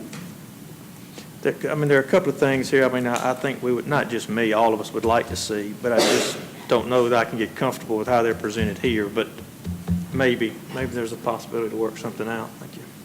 Okay, But, thank you. thank you. Councilor Davis. And he's right, you can make changes all the way around, and it goes on first reading, but let me remind you, we've always kept somewhat of a cushion in the fund balance, but you remember the year that, right, when we were about to approve the budget, that we got hit with that emergency request to, I think it was a dryer, if I'm not mistaken, that was a huge one. So, you know, that's another thing that we got to continue to monitor too, these emergency requests, or God forbid, some unseen circumstance. Right.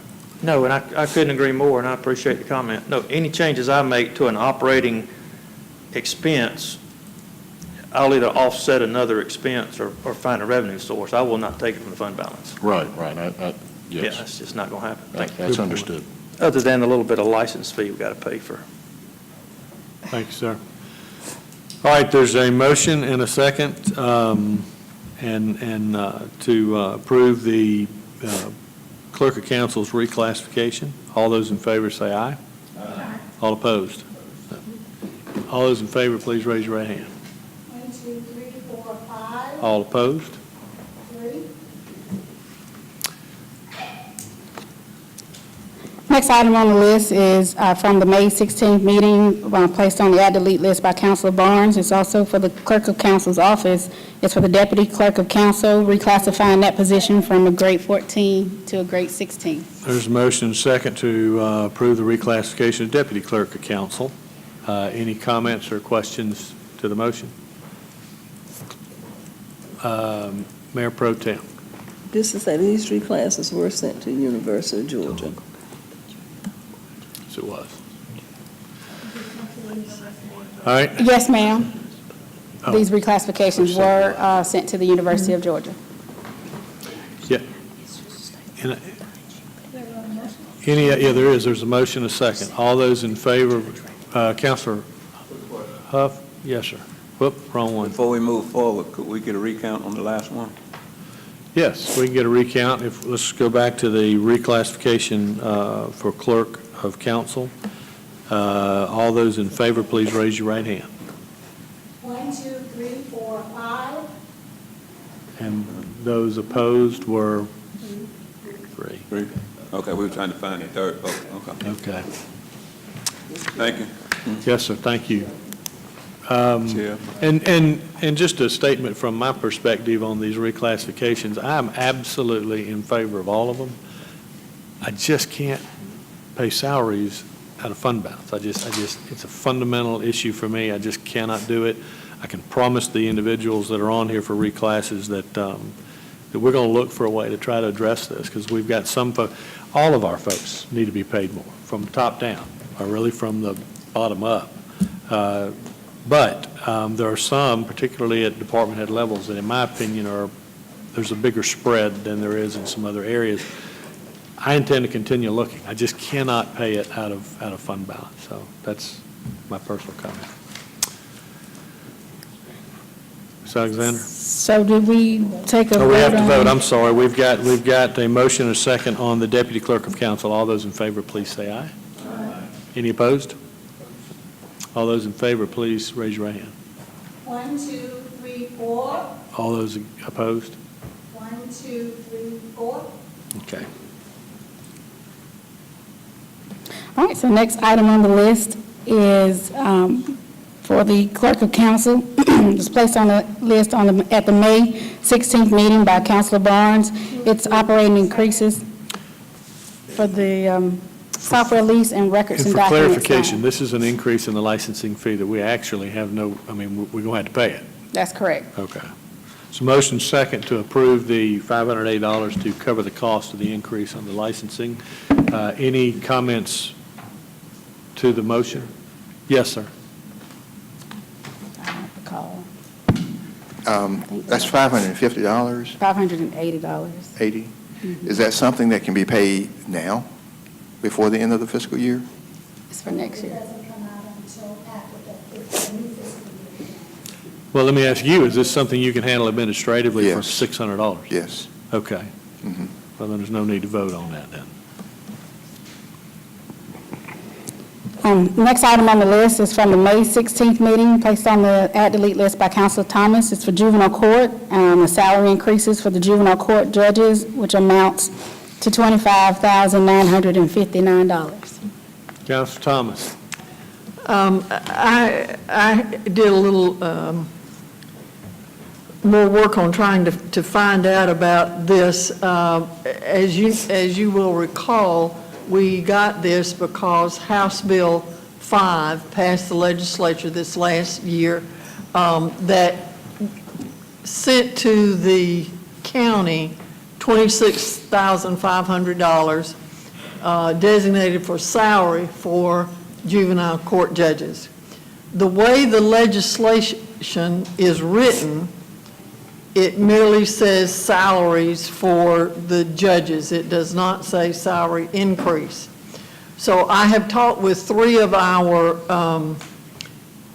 representatives, and initially, all 3 of them said, oh, no, it means salary increases. It does not mean using this 26.5 to offset what Muskogee County currently is putting into these salaries. You've got to give these 3 judges a raise.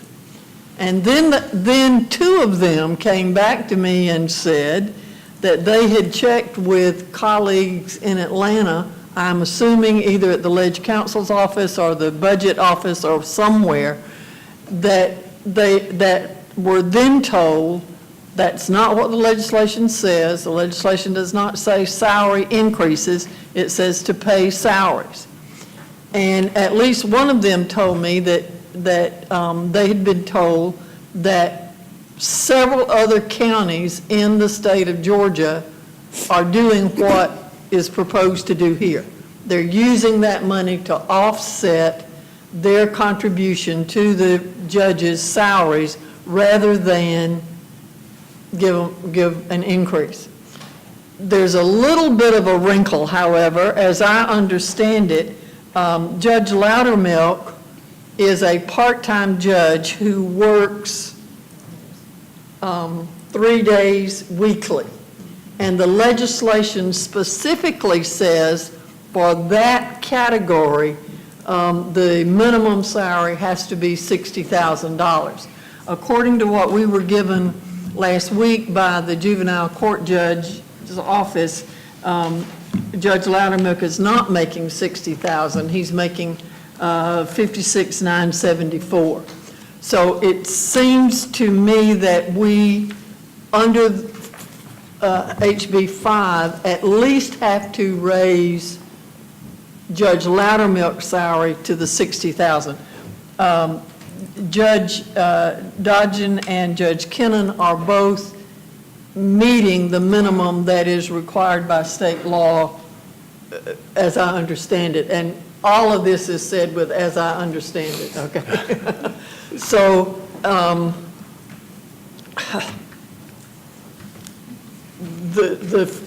one of the things that I would do then is to move that we comply with HB 5 in the part-time judge salary position, and that would be about a little over $3,000. I'm not sure the exact amount, but If we adjusted his base salary, it would be an impact of $3,521.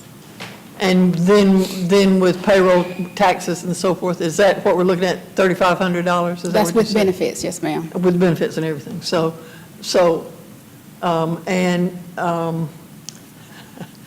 Councilor Baker, the only place I know to take it is from fund balance. So that's my motion. Okay. It's a motion to adjust and there's a motion to adjust the part-time judges' Right. salaries as outlined in HB 5. Counselor Davis is next. Yeah, and I'm okay, I'm not going to go into detail, but I think there's matters in motion. I think that even though today, the way the accounting is set up in front of us, I'm confident that the revenue will be there in the future to handle this matter, so I'm going to support it. Thank you, sir. Mayor Pro Tem? I read something this morning about the juvenile court, and I was under the impression, even with this $25,000, our portion that we would have to pay would be 44 cents less than what we pay now. I think it's Well, that was the presentation that was made by juvenile court, but the increase in anticipation of House Bill 5 passing has already been included in the revenue budget for FY18. So the funding, we'd have to find an additional $25,000 to fund this. Yes, ma'am. As I understand it, Mayor Pro Tem, and I'm going to use just some rounded figures, okay?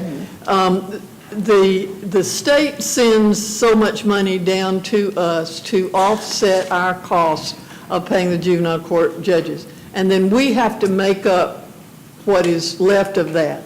And suppose, for the sake of example, we have to make up $100,000. What we have done, what has been done to this point is, last year we paid $100,000. This next year, we're going to use this 26.5 to help pay that $100,000, so that we will only be taking 74.5 out of our budget and using the 26.5 to get to the 100,000. Our total amount is not going to go up.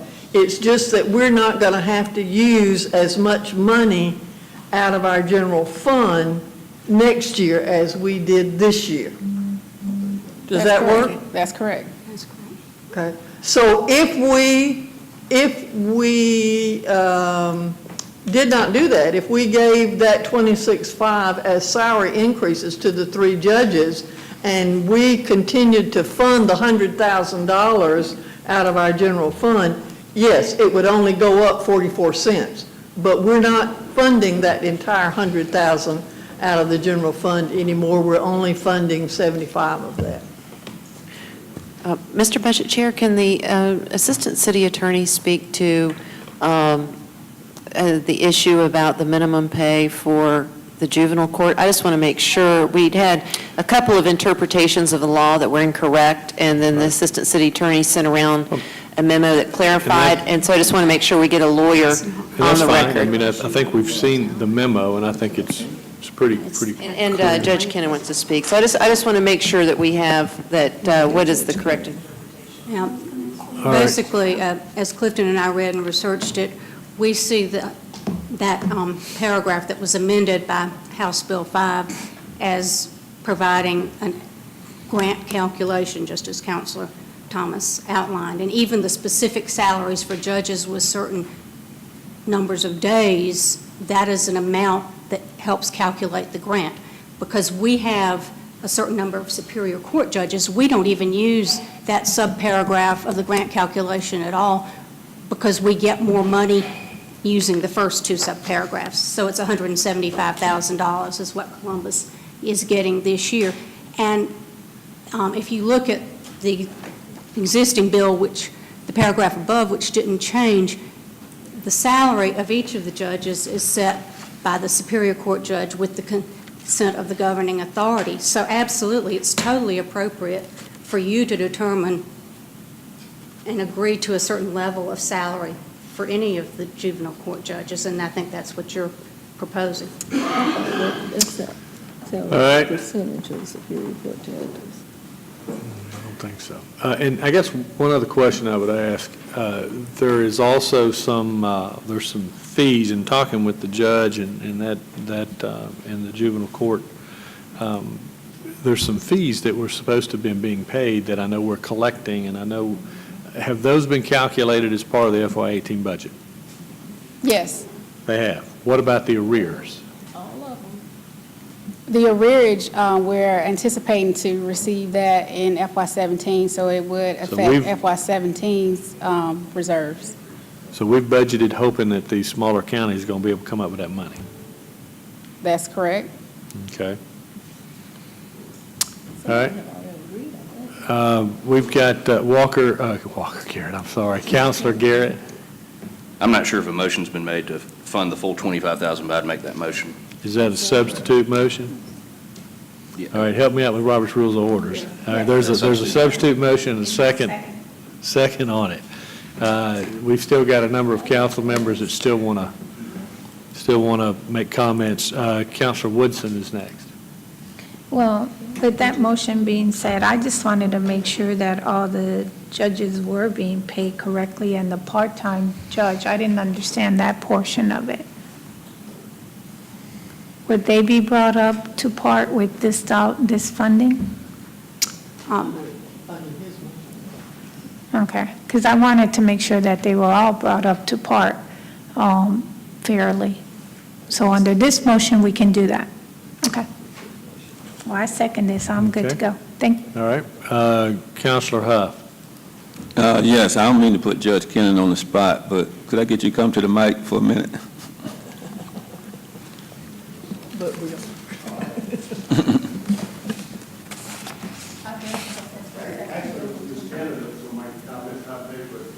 Oh, she can come with you. My head doesn't blind anybody. Good afternoon, thank you for being here. How are you, sir? Good, Thank you thanks. for having As far as discussion with other counties, how,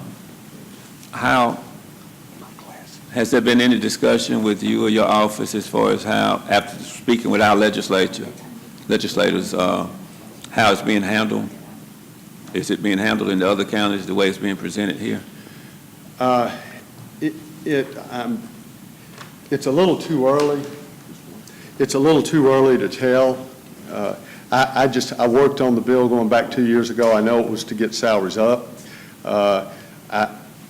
As to how that money is applied, I don't have any, I'm just your humble servant. So the budget stuff I'll leave to the city manager and the finance director and you other folks, but I thought I came in here with just a very nominal request for a pass-through, basically, for that money. And so I was really, last Tuesday, I didn't really know what to say. I was a little surprised. But, and the other counties, I can just tell you that I didn't know also that the $37,371.81 that we collect from the 5 other counties was also included in the budget, because that's new money that we haven't collected in the past. So without getting way into the weeds with that. So I thought we were actually probably up around $63,000, and we were just asking that the House Bill 5 be prorated pursuant to what Judge McBride had suggested in concert with me. So as far as what the other counties are doing, it was for salaries. I really can't answer that. I don't know at this point. Well, we bring it back to Muskogee County. As far as the intent here, it was to take that $26,000 as a pass-through here for you all to get increases? That was what, yes, sir, that's what I was charged with by our chief judge when I came, and he was with me, of course, the other day, but he was in a trial, so he said he apologized he had to leave. But that was his intent in concert, I think, with speaking with the other judges. So that 26 plus the 37 you mentioned puts us 60 or so? 63, 63,621, there's some changes. yes, sir. Yeah. So Okay. if you applied the 26,250, which is House Bill 5, then you would, based on past revenue, since this is new money from the 5 counties, you would have $37,371.81 in new money. And that doesn't include any arrearage that I wasn't going to get into at all. But Okay. Well, thank you. I'll support it today. Thanks, sir. Councilor Davis?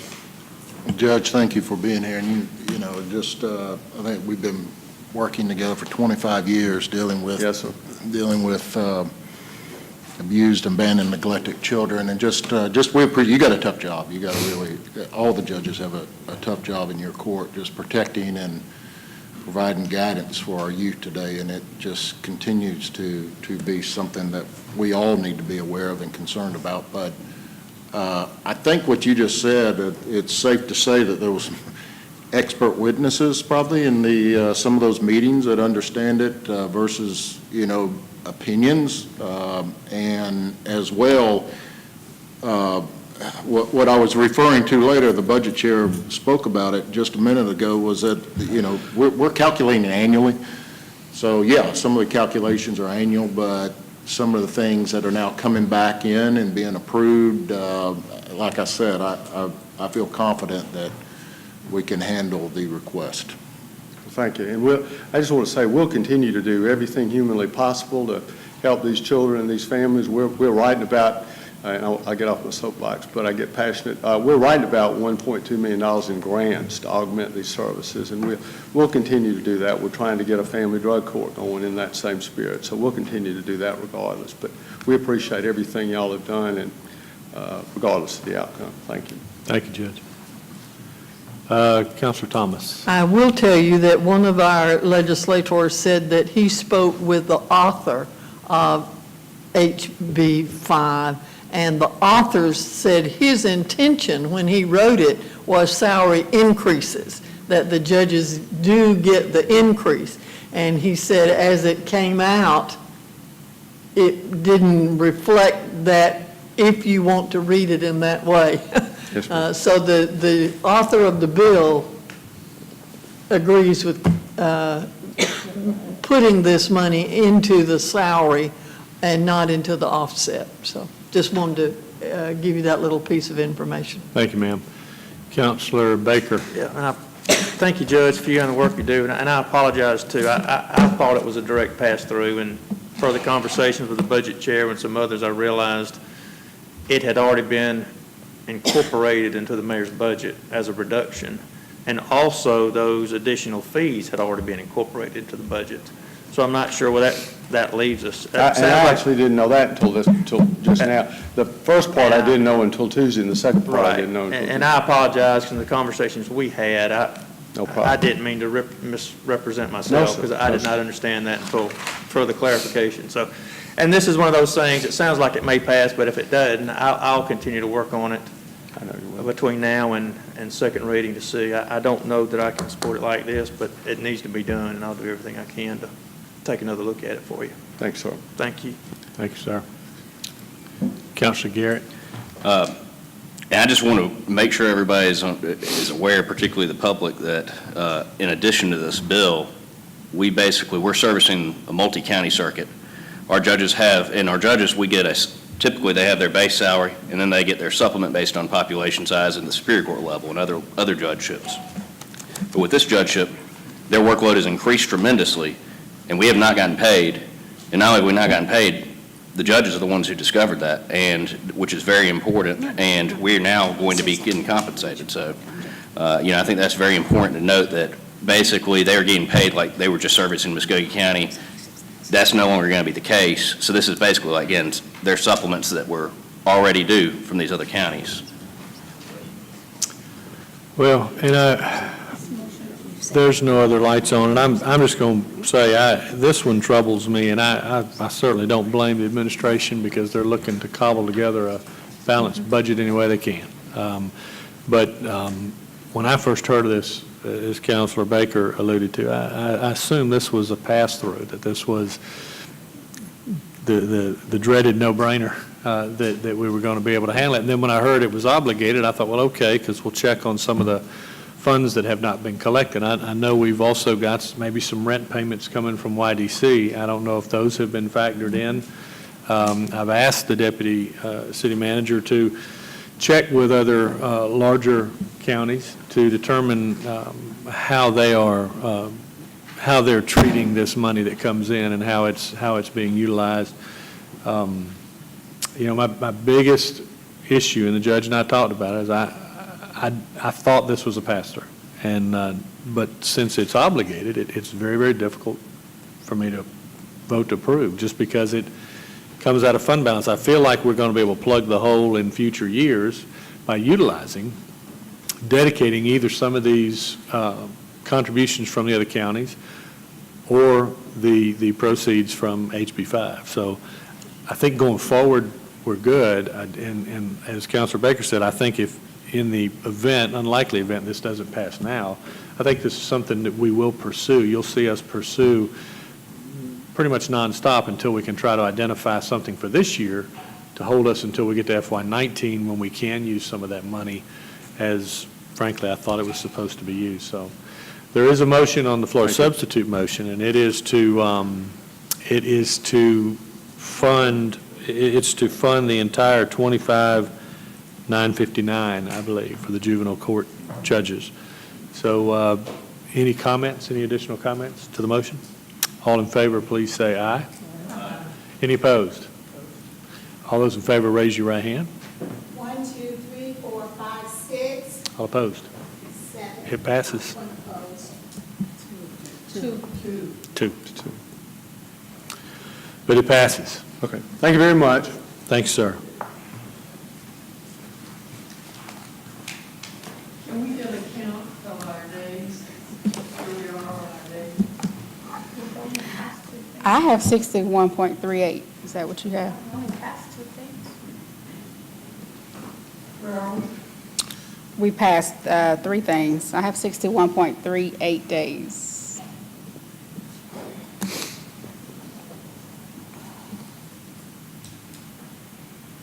Oh, We're still at 361.38.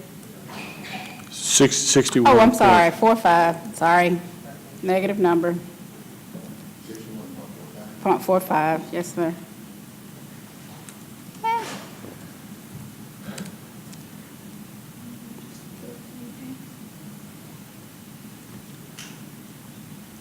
Yes. And one of them was a revenue increase. All right, Ms. Alexander, move on to the traffic engineer. Yes, sir. So the next item on the agenda is the was placed on the agenda, on the add-delete list at the May 16th meeting by Councilor Allen. It's for the Department of Engineering. It's to reclassify the traffic engineer position, which is presently vacant. It's at a grade 23 to an assistant engineering director at a grade 24. The engineering department has provided various operating reductions to offset the reclassification, so there is no impact to the fund balance. There's a motion second to approve the reclassification. The offset was everybody should have that list showing the city engineers' offsets. Any comments or questions to the motion? If not, all those in favor, please say aye. Aye. All those opposed? All right, good. I'm sorry, did that pass? That did pass, yes, Okay, ma'am. I'm sorry. Next item on the add-delete list was also placed, added on the May 16th meeting by Councilor Davis. It's for the tax assessor, reclassifying the chief appraiser from a G25E to a G25H. The budgetary impact is $7,499.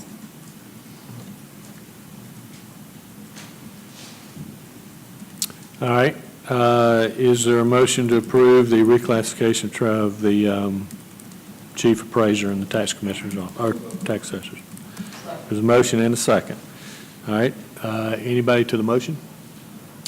All those in favor, please say aye. Aye. Any opposed?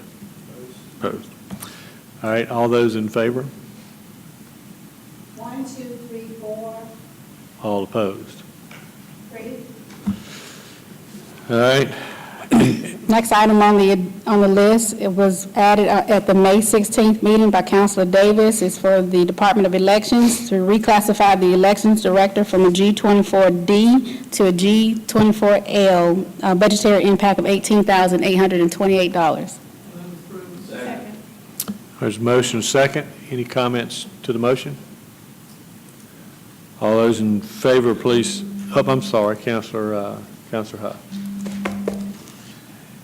Keep in mind that the elections office is run very well, and we had a donation of equipment last year of $1.2 million from Colorado, and that I'm not sure the number of years she's been employed here with the city, but we have quite a few people being paid more than she has. She's being paid, and she's done a great job over there.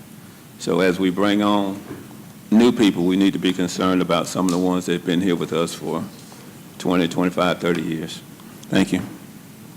Thank you, sir. Councilor Davis.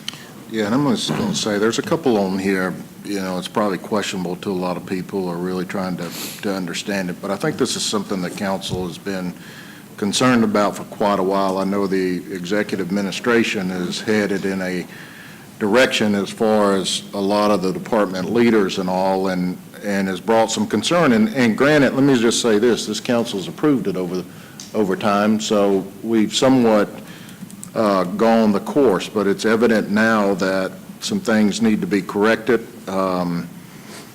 It certainly, you can make the argument it's a bad time to do it, but when is a good time when you're talking about experience, tenure, gender, ethnicity, education, just a world of experience that we've got to really look at. And so I think when you look at this, it's somewhat like we talked about earlier with the coroner, just making a correction and getting it all up to date.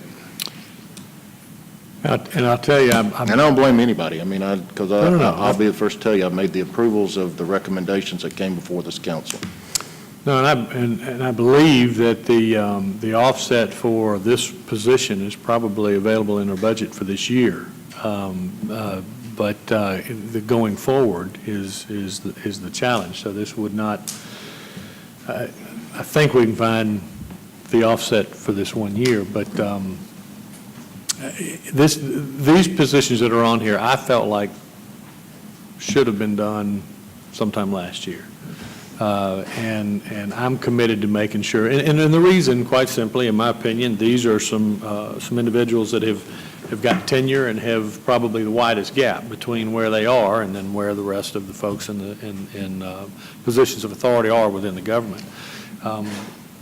Unfortunately, I have gone on record as saying I cannot pay salaries out of fund balance, but I will pursue this ability to self-fund from within the department for this year. And if that's the case, we will, I promise you, we'll bring it back up and try to move forward with it.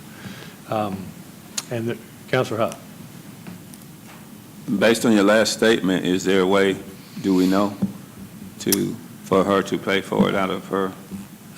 I don't know, and I think it would take, and I don't want to put her on the spot here and just make that determination right away, but I can tell you that there should be and will be some continuing discussion about it.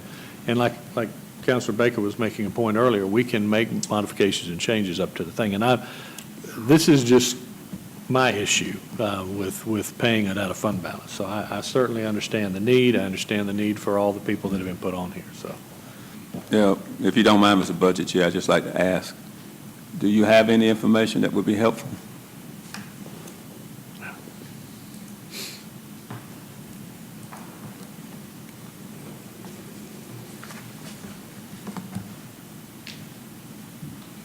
So as I'm sure you're aware, our budget fluctuates based on the number of elections that we have in a year.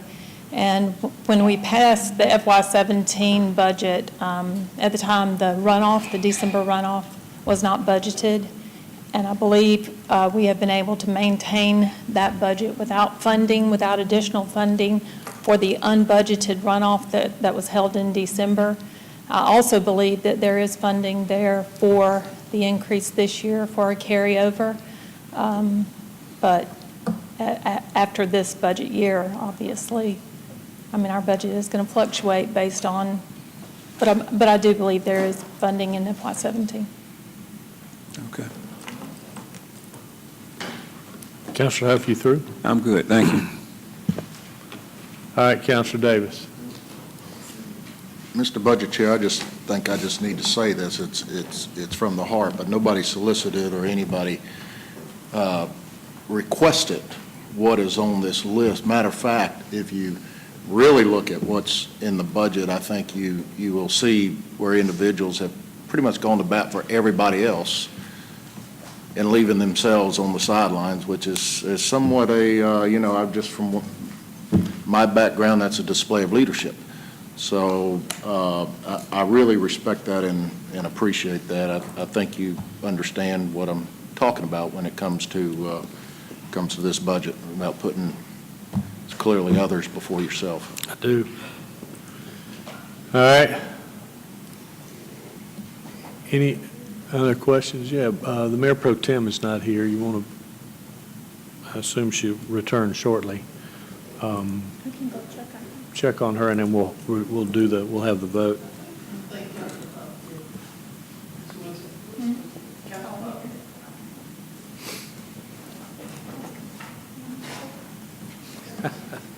We know what you're doing.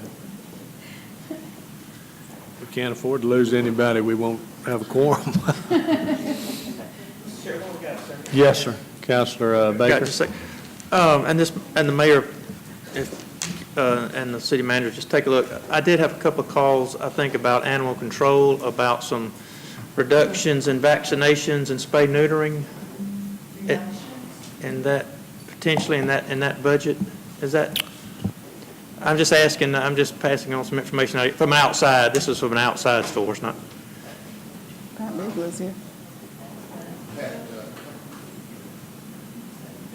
And I was just going to ask that if, as the year goes on, if there's any way to. They had a grant that went away, I believe. If you could watch those expenditures, if any opportunity to replenish those. I think it's the loss of that grant. I'm asking, I don't know. Yeah, Pat, Councilor Baker has received some inquiries from citizens that are suggesting that in this year, we will have a reduction of spay and neuters and of vaccinations. And I don't think that was one we did on purpose. I think it's the reduction of the grant. So can you explain that? Well, we have never had funding in the budget for either of those. We did receive some grant funds, which allowed us to do some of that, and we've been using the Angel Fund donations to take care of vaccinations. Each year since I've been here, we put a little extra money in our budget request, but it has never been added to the budget, to the mayor's budget. And since we've been finding ways, especially with the grant, to take care of a lot of that, I haven't brought that back to council as a major concern. We've applied for some grants for this coming year, and hopefully, between donations and the possible grant, we should be able to take care of at least the vaccinations, and then hopefully some of the spay-neuters. Okay. I've just got a lot of constituents in my district that both volunteer and are very active in animal rescue. I know the mayor is, under her leadership, we've come a long way with kill rates and things like that. And I know, to me, vaccinations and spay-neutering are keystones of that. I would hate to lose that. I know funding is an issue as we've gone through today, but if there's any opportunities to replenish those as you go through, please keep an eye on that. See. We'll keep a good eye on it. And Pat, I know you know, but just kind of let us know if we see things dropping off. I think we're at like a 19% euthanasia rate, Right. which is remarkable It is. for a mandatory Yeah, shelter. it's- So we'll keep watching it and applying for those grants and letting you know. Yeah, I mean, vaccinations, it protects animals that are there, but also the workers that are around them. And of course, it's much easier to adopt because our animals are all rescue animals that we have. It makes it a lot easier to adopt if they're fully vaccinated. And of Well, course, we- spay-neutering is really the only way that we're going to control overpopulation. So We it's just- cannot even take them out of the shelter for adoption events unless they've been vaccinated. So the part of our increased adoption rate has been because we've been able to use the Angel Fund. We've Right. had sufficient funds to make sure that all of the animals that are prime for adoption are getting those vaccinations. Good. Okay. And if I can help later on during the year, please let me know. Thank you, I'll ma'am. do that, thank you. Thank you, Mr. Chair. Thank you. Let's move on with the vote. There's a motion on the table to approve the reclassification of the elections director from a G24D to a G24L. Council, Mayor Pro Tem. But reclasses go to UGA. For the directors? No? Why? Did he go back in the October, December timeframe? Well, we actually, it went to Columbus State University. We are also using them, and they Okay. did a study of all directors' pay. Okay, And so that is on that list. all right. It did not go to UGA. It was responded to by Columbus State University, Dr. Blair, I believe. But it was approved. Dr. Blair? It was Dr. Blair. approved. Yeah, along with the others. It was along with several others that were sent up there. It was- Well, we sent all directors, Right, individual, my well, point. directors, all right. executives, yeah. Any further questions, comments to the motion? All right, motion second, to approve the reclass for elections director. All in favor, say aye. All opposed? All in favor, raise your right hand, please. 1, 2, 3, 4, 5, 6, All opposed? 2. It passes. Next item on the add delete list was an email received from Councilor Davis. It was to delete the paramedic certification increase for administrative staff within the fire and EMS department. That budgetary impact is $12,515. And just to, I guess, expound a little bit more on that, that amounts to 10 individuals receiving the additional $1,000 increase for having a paramedic certification. Councilor Davis. And just to further expand on the logic on that, I think the way the presentation was presented to us is that there were several opportunities for, to discuss or go back for, quote, pay reform. I know the concern, which was stated very well in the presentation, was key, and what we were doing was to retain and recruit, in this case, fire medics, paramedics, and that was the purpose behind, in my mind, the purpose behind the additional, what would be considered a, just call it a supplement for lack of words. In my mind, that should be for active paramedics that are fire medics that are out there, whether you're ranked or not, you're out there day in and day out, that's what you're doing, that's your service. I look at administration, or let's just say an 8-hour behind a desk or administration, totally different. Now, if, in the way this would be defined, I guess it would have to have a definition behind it, the way it would be defined, that if one of those individuals, which I would say in the front office or administration, wanted to go and ride the paramedics, yes, they would qualify for that supplement. I'm 100% in favor of the grade change, and then there's the way that I look at this group, and it's a very small group that we're talking about. That's what was discussed, what pay reform, which is something I'm thinking later will come to us, and it would cover those individuals. But the way I understood this request was it was totally for what I would describe as an active fire medic, paramedic that's out there on the front line. Okay. Mr. Chair? Councilor Thomas. Ms. Alexander, can you tell, you said there were 10 positions. Can you tell me what those 10 positions are that under this proposal would not receive the, No names. I don't want the names, I want the positions. Hang on, I got it. Hang on.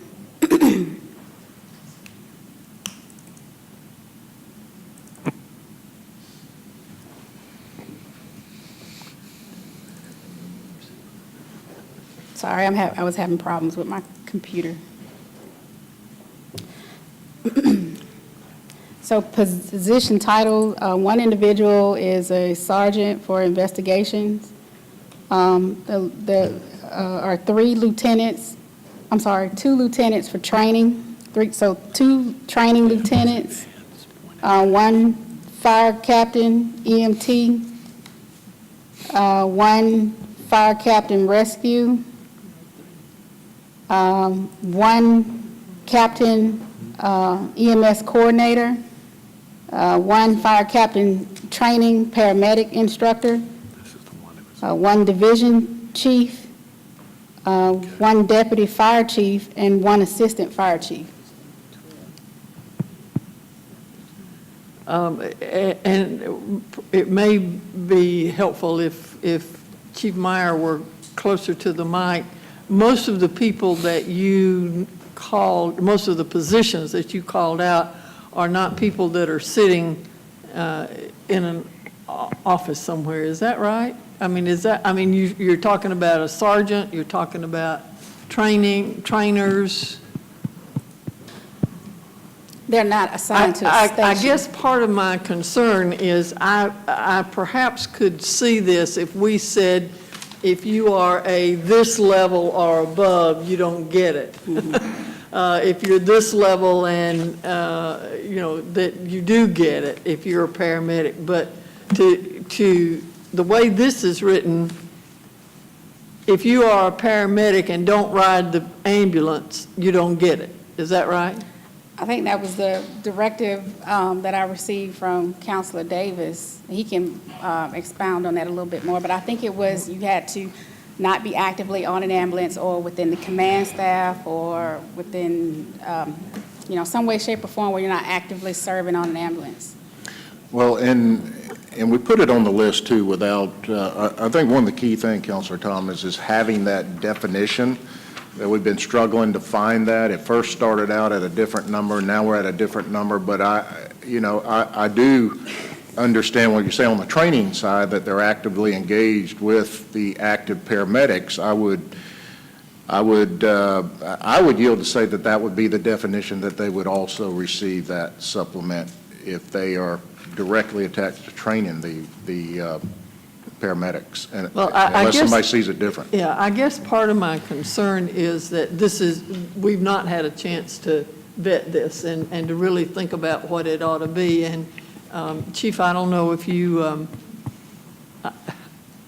I hate to put you on the spot, but I'm going to. No, that's fine, and I appreciate the question and the counselor's concern with the supplement. I can see how it can be looked at in the way that the proposal was made. Years ago, I guess it was 7 or 8 years ago now, we squared this away in that the paramedics that were receiving the certification pay is what it was called, would not lose that as they were promoted and went through the ranks, for the plain and simple reason that nobody would put in for promotion anymore if they lost money. So these staff or personnel that we're talking about, whether they're in training, assistant chief of the department, deputy chief, they all have a role to play in providing EMS service here in Columbus, Georgia. They could possibly be sitting, we have members of those people that sit on the Region EMS Council. Now, the council looks over and makes the decisions for EMS rules and regs and zoning for our whole region. So we have representation on that council that supports EMS services, not only in the region, but here in Columbus, Georgia. Our rescue coordinator who's doing the swift water rescue or the high angle rescue, the one sergeant that's in investigations, that's also one of the city's few bomb techs, and also is a SWAT medic. So he'll go out with law enforcement on search warrants for felons, possibly with the federal marshal's office, and acts as that SWAT medic. That person's also law enforcement trained. Of course, the assistant chief of the department is my assistant chief and the one I can go to, who was actually the assistant chief of the EMS before we consolidated in July of 2001. Our captain, that's the EMS coordinator, does the quality and assurance on all the patient care reports that go to billing. If billing has a question on one of the patient care reports, they contact that captain, and he addresses those concerns. So even though they're on staff and they're working, I don't know if there really is an 8-to-5 job anymore, but they're not assigned to the field, but they do have a role to play in supporting not only EMS operations, but all the other operations that we perform in the Columbus Fire and EMS. Thank you, Chief. Mr. Budget Chair. And Chief, and that is, the role being played was without a doubt. I mean, that's without a doubt. But as I go back to the presentation, the reason and the purpose for why we're doing this, we're making a big step forward, which I don't want it to get, the reason I'm proposing what I'm proposing, and maybe for discussion at this point, I think Councilor Woodson might have talked about maybe coming back and we can still make the approval and define it later. That's not an issue. But what I don't want to cross over into is you've got people all through your department with certifications. And when you start weighing them, what's the purpose of weighing them? We're doing this for retention and recruitment because we've got a situation where we're trying to find paramedics and keep them. We've got somewhat of a crisis there that we've been dealing with for a while. And there's not an issue on the other side of where there's, let's just call it support. There doesn't seem to be an issue there. The issue is out in the field with the active ones. And I want to be careful that we're rewarding an individual where now it brings in all the certifications into play, where we've got to look at those as well. So I think by the very definition and the presentation how it's come to us, that's the angle I'm looking at it. Mm-hmm.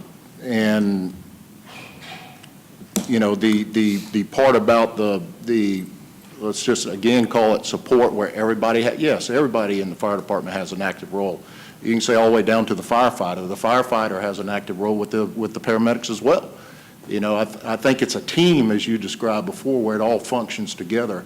But in this case, we're trying to retain and recruit certain individuals. That's what the request was for the revenue. Well, and your point's well taken, but going forward, we've got a promotion procedure this year. So I've got fire medics that will be able to put in for promotion.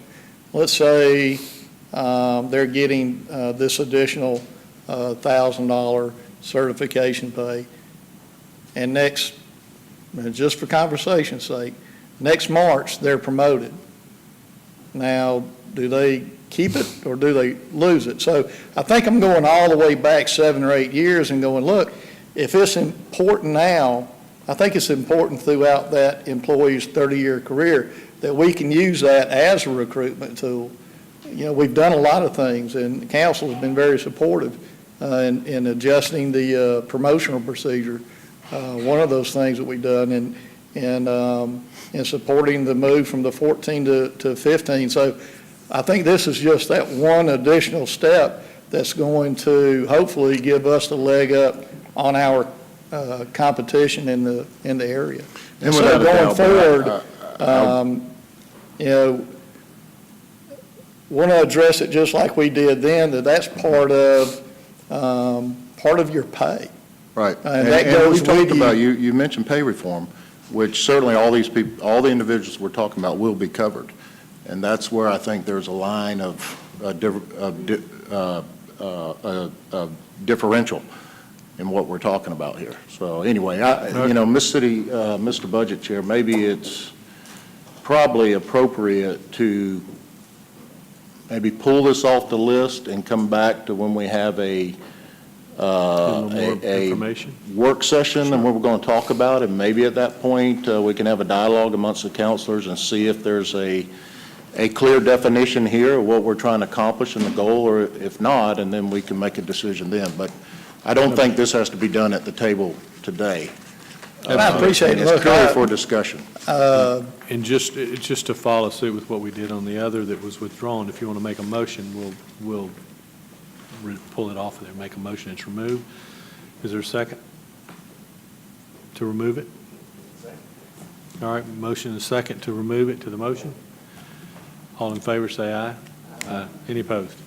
Well, thank you. All And right. Counselor, I would love to talk to you more about it as we go forward, especially before we get to a work session. Thank you, Chief, and Thank you. keep up the good work, and we appreciate all you guys are doing for us. Thank you. Councilor Thomas, did you have any comments? Okay.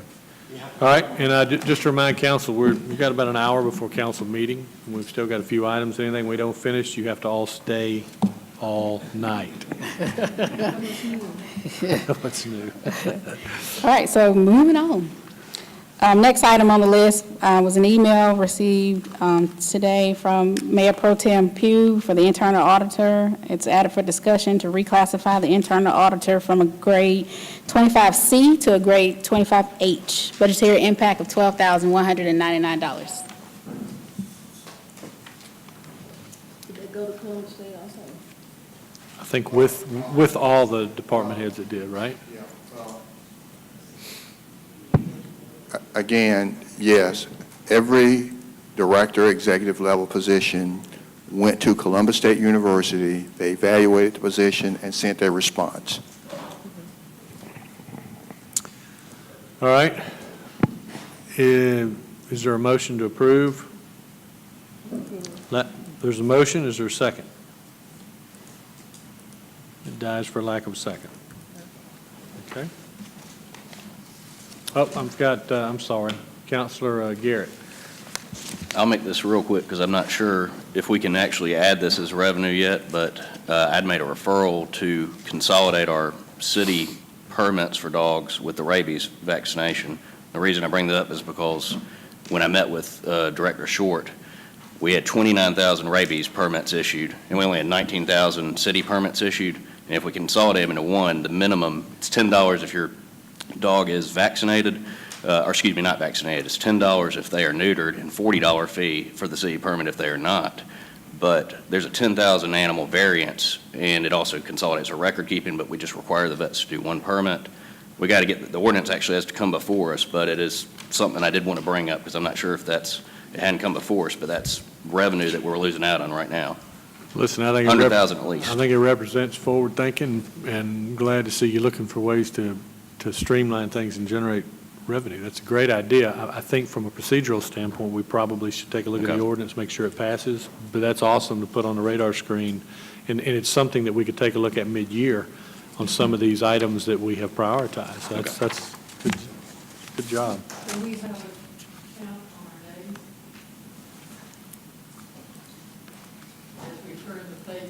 I know. I saw a movie like this. How many days do we have left? How many days do we have left?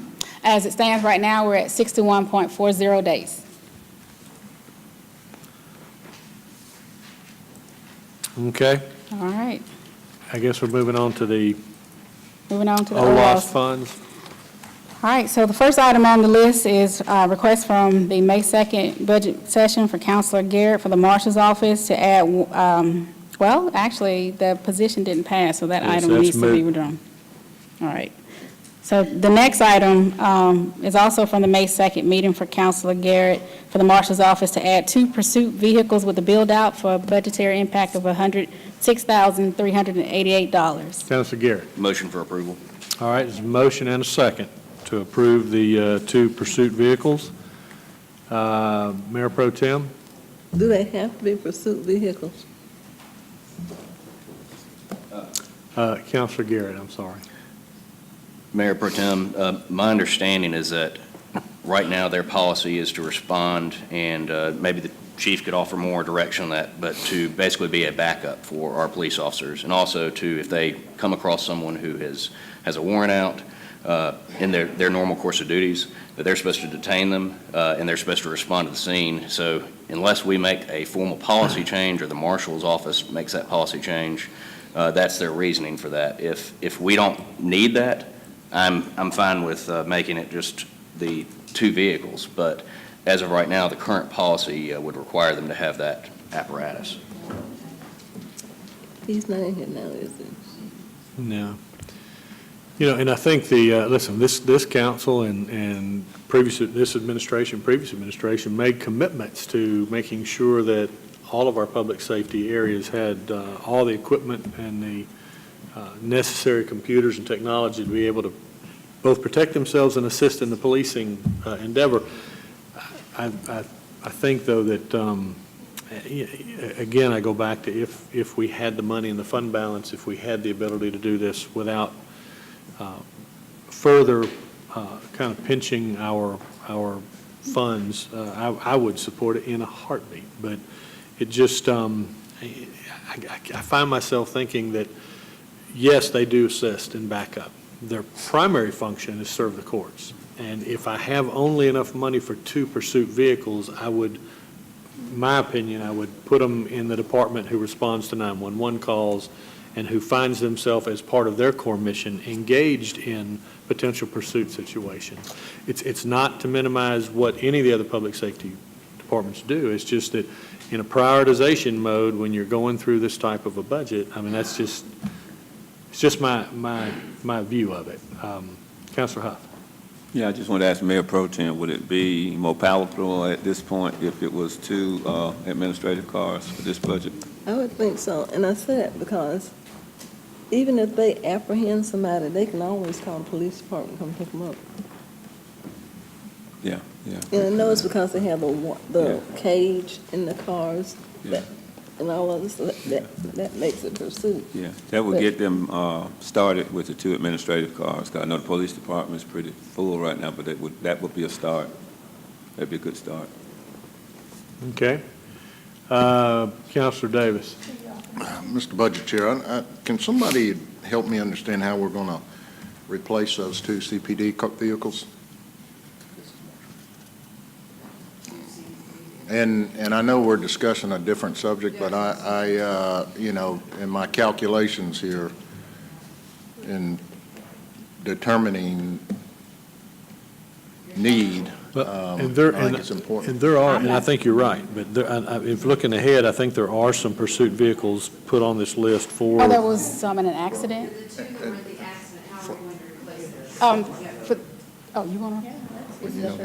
I was going to say we would utilize insurance proceeds. Well, and that's it. We are, that's in the hands of risk management at this time, but I believe there's an opportunity to recoup the cost of those vehicles from insurance proceeds. But how long will that take? I mean, what currently is being done now? Are we just using old cars, older vehicles, or sideline vehicles, Well, bringing them back into action? I can't answer that question right now, but the chief perhaps can. Double when timing on he gets a the chance. cars? But I'll say this, we will make sure that our officers have vehicles to be able to respond to 911 calls while we wait on insurance Yeah. proceeds. And So, I mean, Yeah, we have inventory, I mean, that Yes. we can cover while we're doing this. It's not like the officers show up for work and we just sit them in the lobby because there's no cars. I mean, we put them in cars. So I'm assuming they'll We- be much older models with a lot of miles on them, right? well, Possibly. Counselor, we're going to handle it. Okay. You know, I'm just, we got, you know, we're getting down this list and yeah. with capital replacement Yeah. here, and so I asked the question. Yeah, A good question. It wouldn't, it's not going to harm operation. Thank you, ma'am. So what is the motion? Was the motion it was a motion to approve the pursuit vehicles with the build-out? But then, Evelyn, are you going to change them, or are you going to keep Is you them? making a substitute motion, or are you going to continue? You will? Okay. Substitute motion to allow 2 admin vehicles. Okay, there's a motion, a second, to provide the Marshals Department with 2 administrative vehicles without the cage light computer build-out out of the OLOS.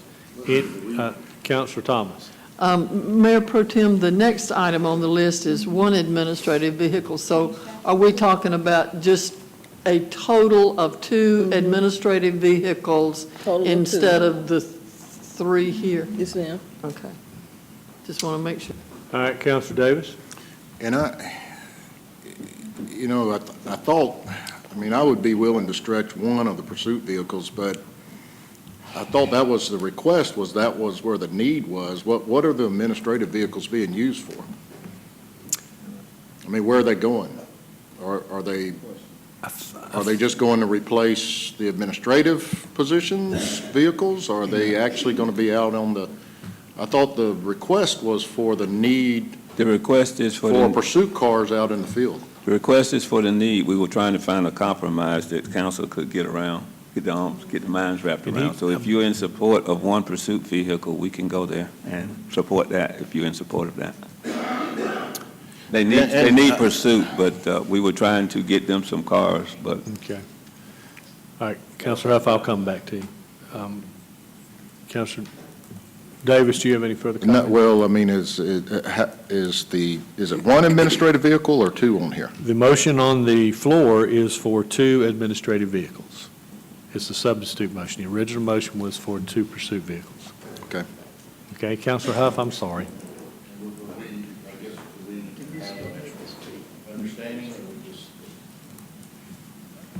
Do we have an understanding of the use? I thought the Marshal's Chief Deputy said that it was a backup, and they used it when the other cars weren't serviceable to go deliver papers and do some of the court administrative duties. Is that? Yeah. Okay. Yes. So, That's what yeah, they they have. can use them, particularly if they are in fact having trouble with some of the pursuit vehicles. Yeah, pursuit vehicles is for definitely going out to do the evictions. And for those stages, for the ones that don't want to leave, that they have to arrest, have to take into custody. The admin cars would be for paperwork purposes, as you mentioned. So what we were trying to do, Councilor Davis, is to find out what we could get council to come together on. So we were trying to look at we had 2 pursuit vehicles on the list. So if you're in favor of 1, we could go with 1. We had substituted 2 admin cars because there didn't seem to be any. What is your preference? Do you want the pursuit vehicle or you want 2 admin vehicles? I would prefer the pursuit vehicle. Okay. Well, and it may benefit to get the input of the marshal, because I would hate to spend money on admin vehicles when they really, in his opinion, they serve no purpose. They may. Okay. We can address it back later, can we? We can ask him. Yeah, but I mean, Councilor Garrett. Yeah. Basically, the marshal's already said that he needs the pursuit vehicles, so I propose we go and vote on those, and if that doesn't pass, then I'll amend so we don't have the substitute stuff. I'll amend my request for the administrative vehicles to 2 if the pursuit doesn't pass. But he's expressed that pursuit is what he needs. Okay. Councilor Thomas? The pursuit vehicle is about $50,000. It's 52, I think. The 2 admin vehicles are about $40,000. I'm wondering if we approved an amount of money and said to the marshal, either spend it for a pursuit vehicle or spend it for 2 administrative vehicles. I mean, and let him make that call rather than us trying to second guess that. And I don't know, I think that's I'm kind just of what trying to get us over I- this hump. I understand, and I think that's kind of Because I what can't happens vote for anyway. 2 If we pursuits. authorize 2 admin vehicles and he decided he needed the pursuit, I think you'd see the pursuit vehicle out there. So I think ultimately, even though we appropriate that amount of money for what we think we are providing, if he uses that money in another way, unless it's personnel, he just moves it. Is that not So correct? he can do that, you're saying he can do that without our That's- doing that? That's Okay. right. That's my Okay. understanding. Yeah. We approve an amount of money to cover what we are trying to provide for him. If he uses that somewhere else, as long as it doesn't go to personnel, he doesn't have to come back to this council.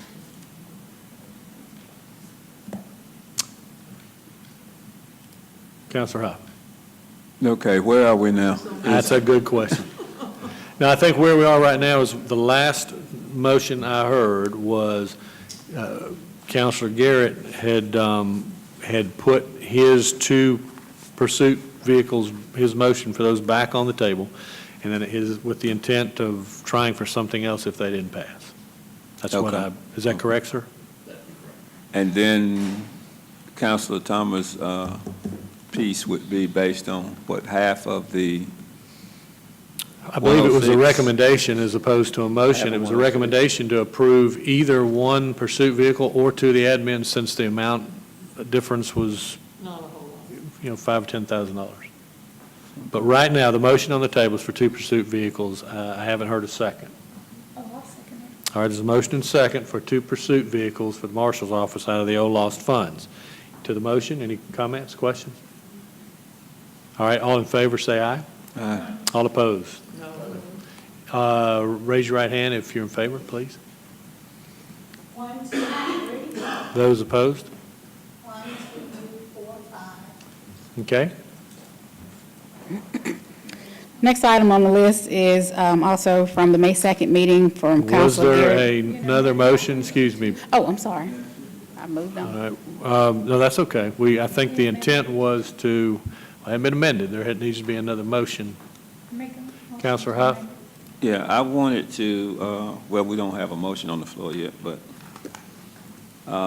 my discussion is based on, yeah, if there's a motion on the floor for the 1 admin car, I wanted to speak on.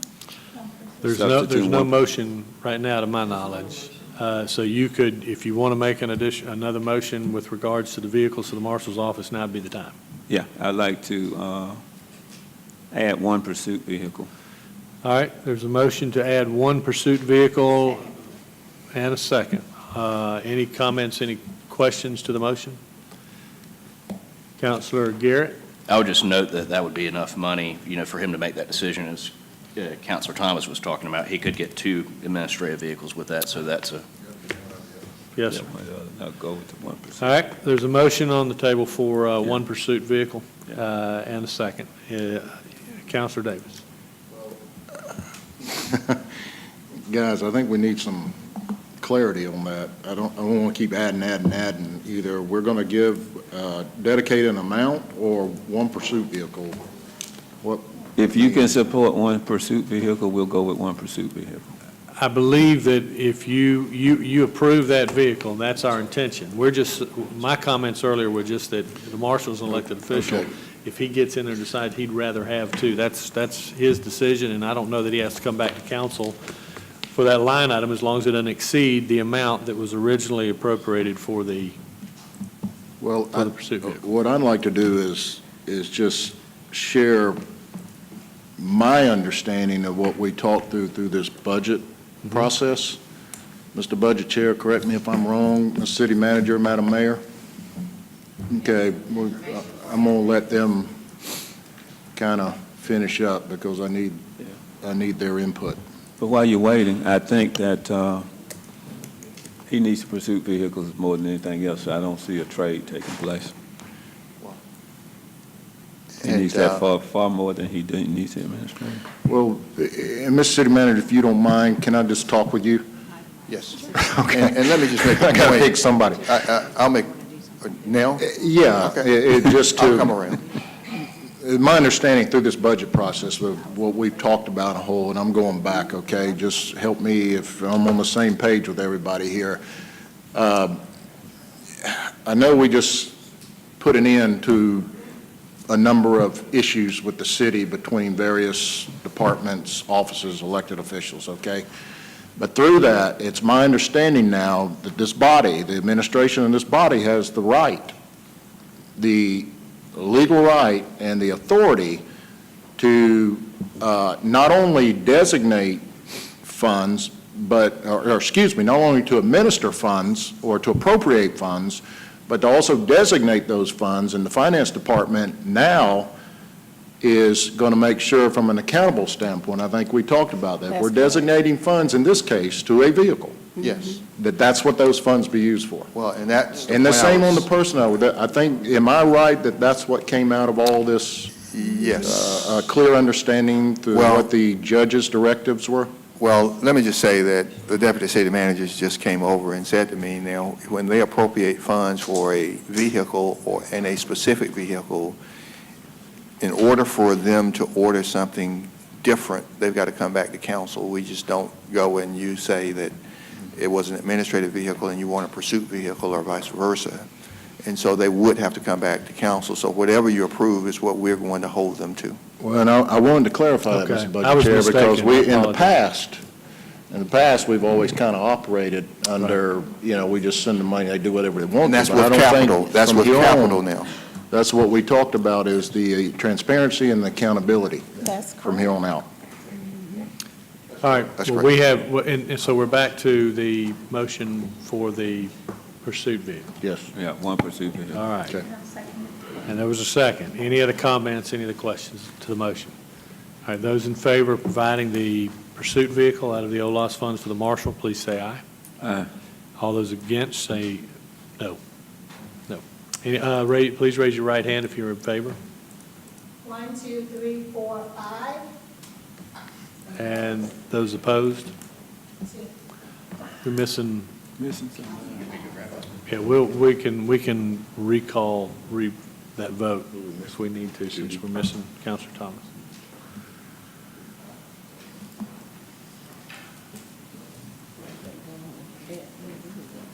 Hmm? Not yet.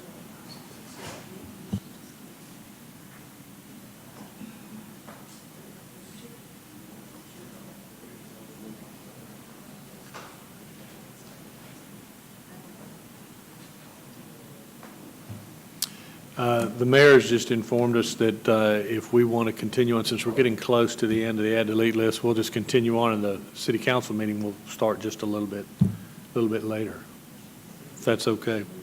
Yeah, I think we're going to get very close to. You don't, all right, well, let's just keep moving on. Counselor Thomas, it was an inconclusive vote for one pursuit vehicle for the marshal. I guess it's okay to recall that vote.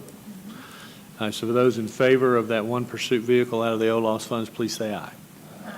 All opposed? No. All in favor, raise your right hand. 1, 2, 3, 4, 5, 6. And opposed, same two. It passes.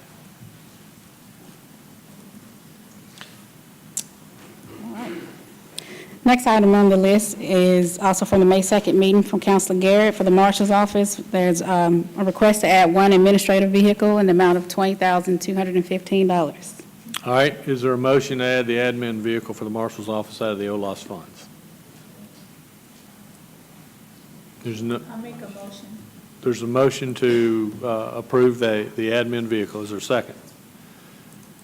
Dies for lack of a second, so it's defeated. Right.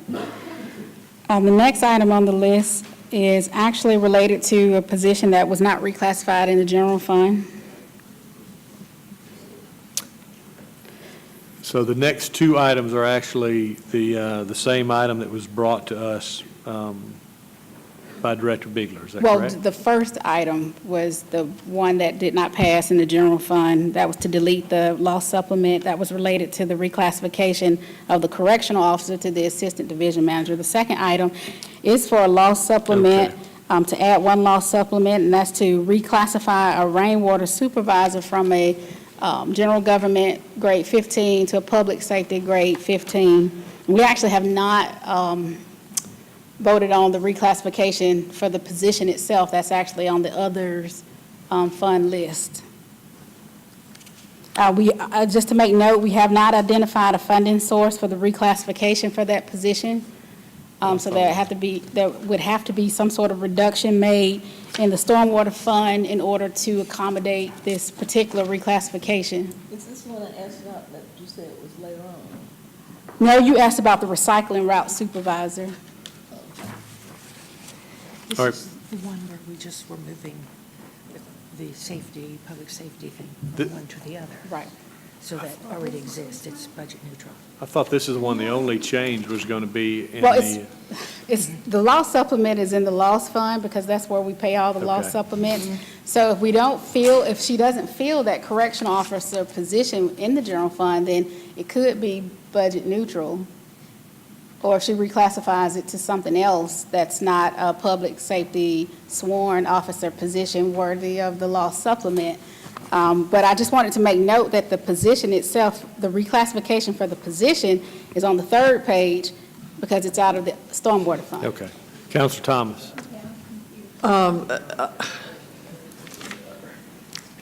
The item that's on the, to reclassify the rainwater supervisor G15 to rainwater supervisor PS15 Oh, I know that. comes out of which budget? On the third page, Uh-huh. it comes out of the stormwater fund. The reclassification of the rainwater supervisor, And is that one that one is the same as what we're giving the supplement for out of the OLOS, is that right? no. Currently, the supplement that's in the OLOS is for a correctional officer position that she has, that she wanted to reclassify. These two items are really unrelated. I was just making note that the first supplement, where we were deleting the supplement because of the reclassification of the correctional officer, that did not pass in the general fund, so we could skip that item. The next item was to add one loss supplement to the rainwater supervisor because she was changing it from a general government position to a public safety position. But Is that person post-certified? This was discussed and was actually identified, we were told that it could go ahead and be handled administratively. We basically have two vacant positions, and we want to move the public safety supplement from one position to the other. Only if that second position is post-certified. That's the only way they get a supplement, is if they're post-certified. That's correct. They were. Yet post-certified before you transfer it from one slot to another. They would have to become post-certified. So this position, this rainwater supervisor is going to be post-certified That's correct. and will be supervising inmates? That's correct. Well- And all the correctional officers who work in that. Well, and I think we did talk about doing it administratively because we're not increasing the number of supplements in that division. We're just moving it from one position to another. Well, yeah, it seems to me that the action that needs to be taken by whomever takes it is to reclassify the rainwater supervisor from a G15 to a PS15, and then Yeah. if that person qualifies for the $3,000 Yeah. supplement, post-certified supplement, then that's something that you do We can certainly, administratively. we can certainly do what you just said in the budget ordinance, but it's not involving any additional dollars. Right. So we would just note that in the budget ordinance. Absolutely. The reclass is budget neutral. And so that is, Ms. Alexander, you are telling me that that is not the reclassification that is item number 2 on the 3rd page?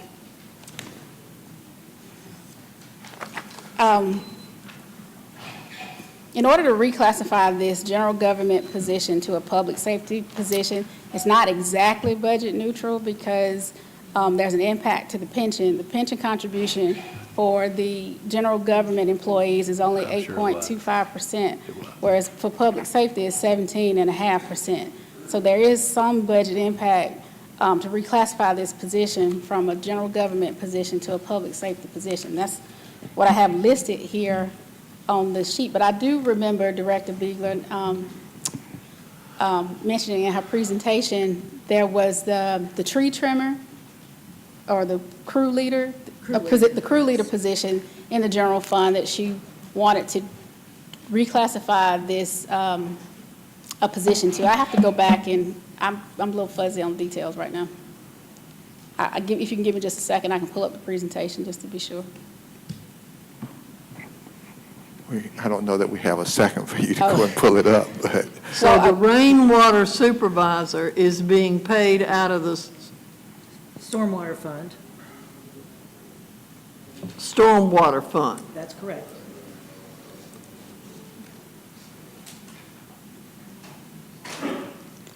And the correctional officer position is also being paid out of the stormwater fund, but with a supplement, the public safety supplement. We're simply wanting to move the public safety supplement from one position to the other.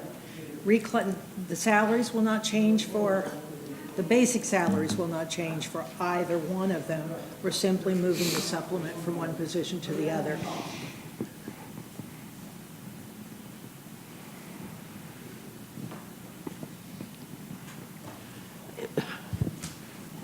I guess I don't understand why it's here to begin with. Well, I think it needs to be done administratively. Well, it's, Angelica, we need to do it administratively. As part of the budget ordinance. If we reclassify this item number 2 on the second sheet, then whatever needs to be done, you do it administratively. That it shouldn't come to us. Okay, we got that. So we can, Director Alexander, we need to move. oh, I'm sorry. That's okay. So that's going to be handled administratively. It'll be handled This was part of administratively. a presentation made by Director Biegler, and Yes. at the time, the biggest contention was just swapping the public safety OLOST stipend. Yes. And the rest can be handled by the city manager's office. So that item is taken care of. Okay, we're moving. Yep. Sorry.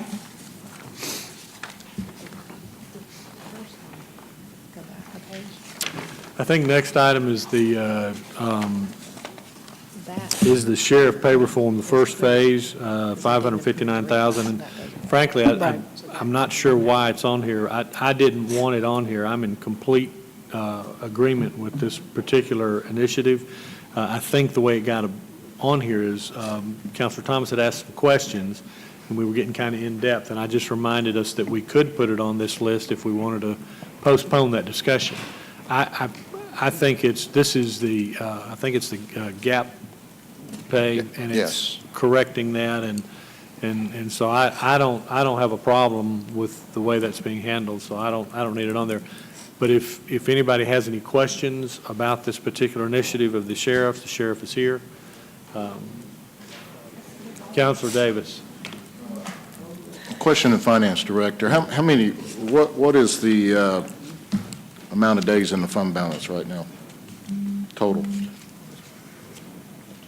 What number are we dealing with?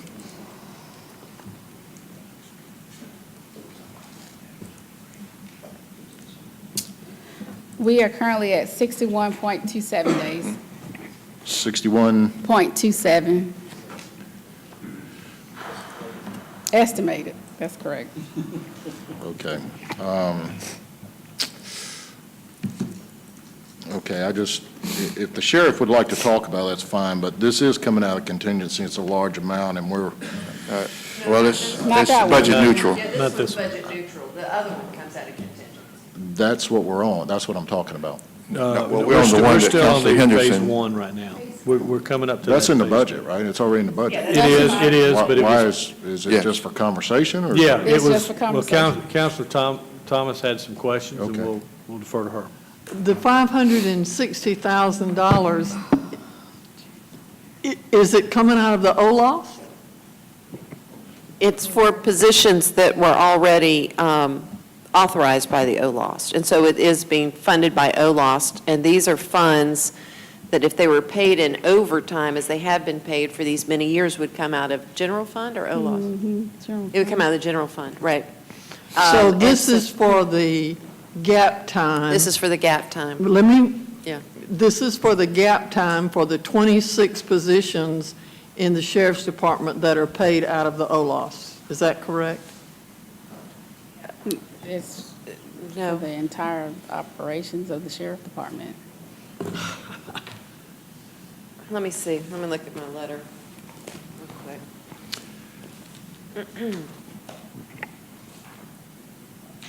I don't recall that these funds for the OLOST had been dedicated to these individuals they're correcting the gap time. Right, these are actually, I'm sorry, the 14 positions that were funded from OLOST positions would be used to fund this gap time pay reform and therefore relieve the impact on the budget in general, but particularly our general fund from overruns due to overtime, which have been up to $2 million a year. 14 vacant positions? Is that what you're saying? Right, these would be to unfund, unfilled positions, 14 unfilled. Those positions were positions. never funded. If they weren't filled, they were not funded. The unfund, I have down, of course, which comes from finance, but through the unfunding of 14 I think these were OLOS the ones that detention were positions. identified to hire, and then Not authorized, yeah. they removed them because... What we authorized to fund out of the OLOS was a total of 78 positions. And initially, 12 of those were to be deputy positions, and 66 of those were to be correctional officers when we built the new wing at the jail, the new tower at the jail. What has happened since then is we have funded part of those correctional officers without building the tower at the jail, but the positions that were not filled have not been funded. Isn't that correct? This is utilizing funding for 14 of the original 78 positions for the $560,000. So what the sheriff has agreed to do out of the 78 that was originally approved out of OLOST, 26 have already been authorized. What she's requesting to do is use 14 of those 78, and she's saying that she will not request those 14 positions of the 78 to utilize that 560,000 towards this elimination of gap time.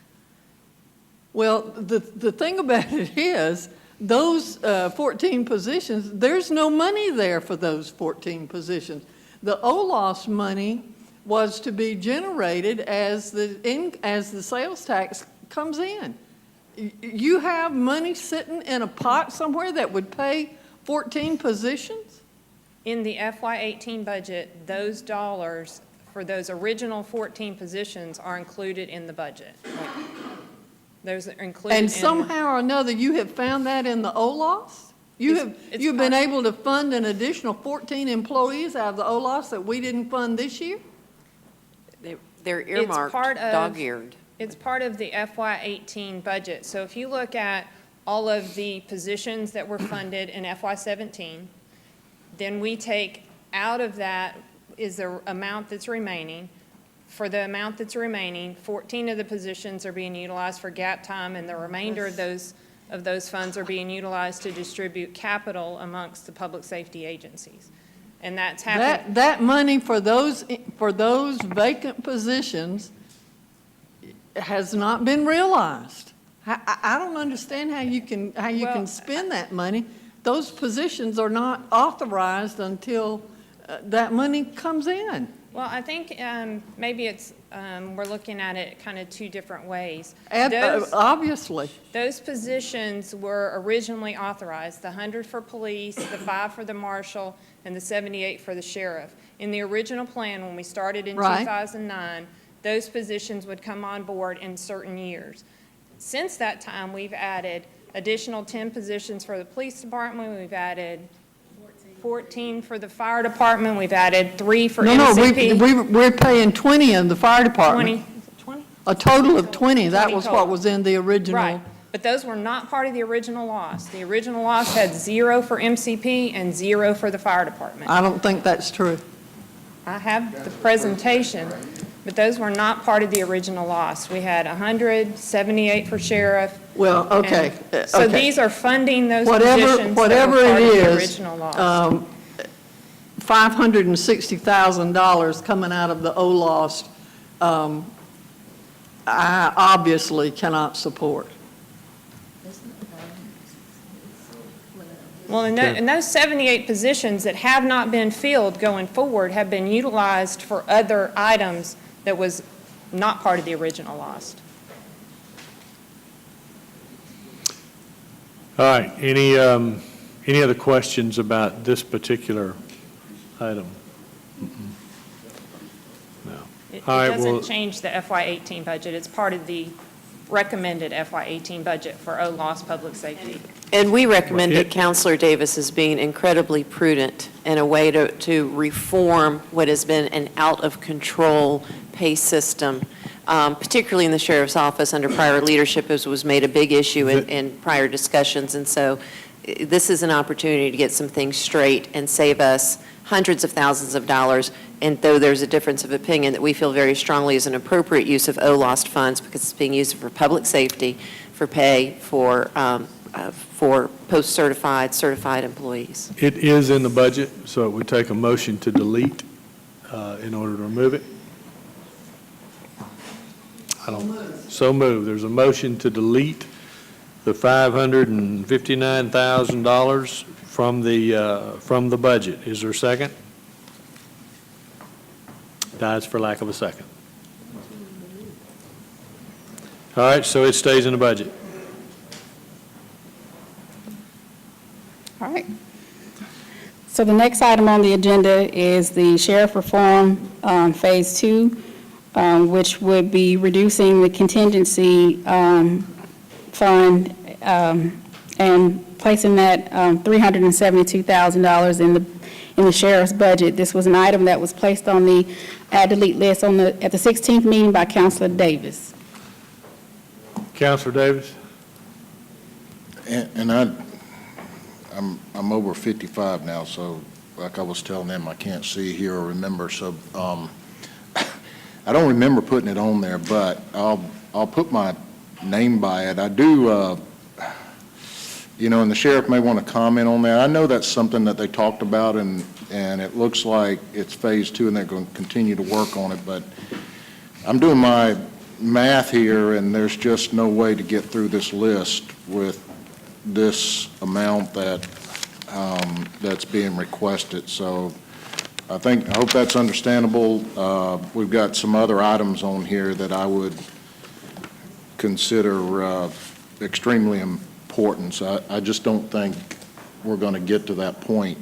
So we can vote on it. I don't mind voting on it, or I can take it off since it's got my name by there. I mean, I can take it off the list. Is there a motion to add and take $372,000 out of the contingency for the second piece of the sheriff's pay reform, which would accomplish both phase 1 and 2 in the same year? So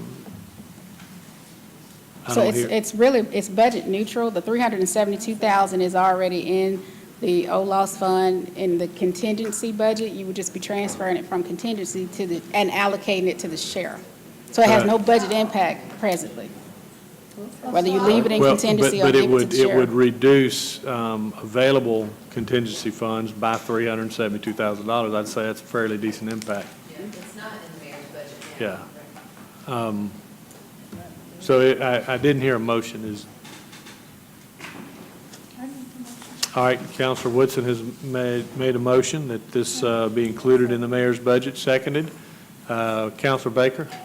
I was just going to ask, perhaps the sheriff, is really this particular item something that's mission critical for fiscal year 18?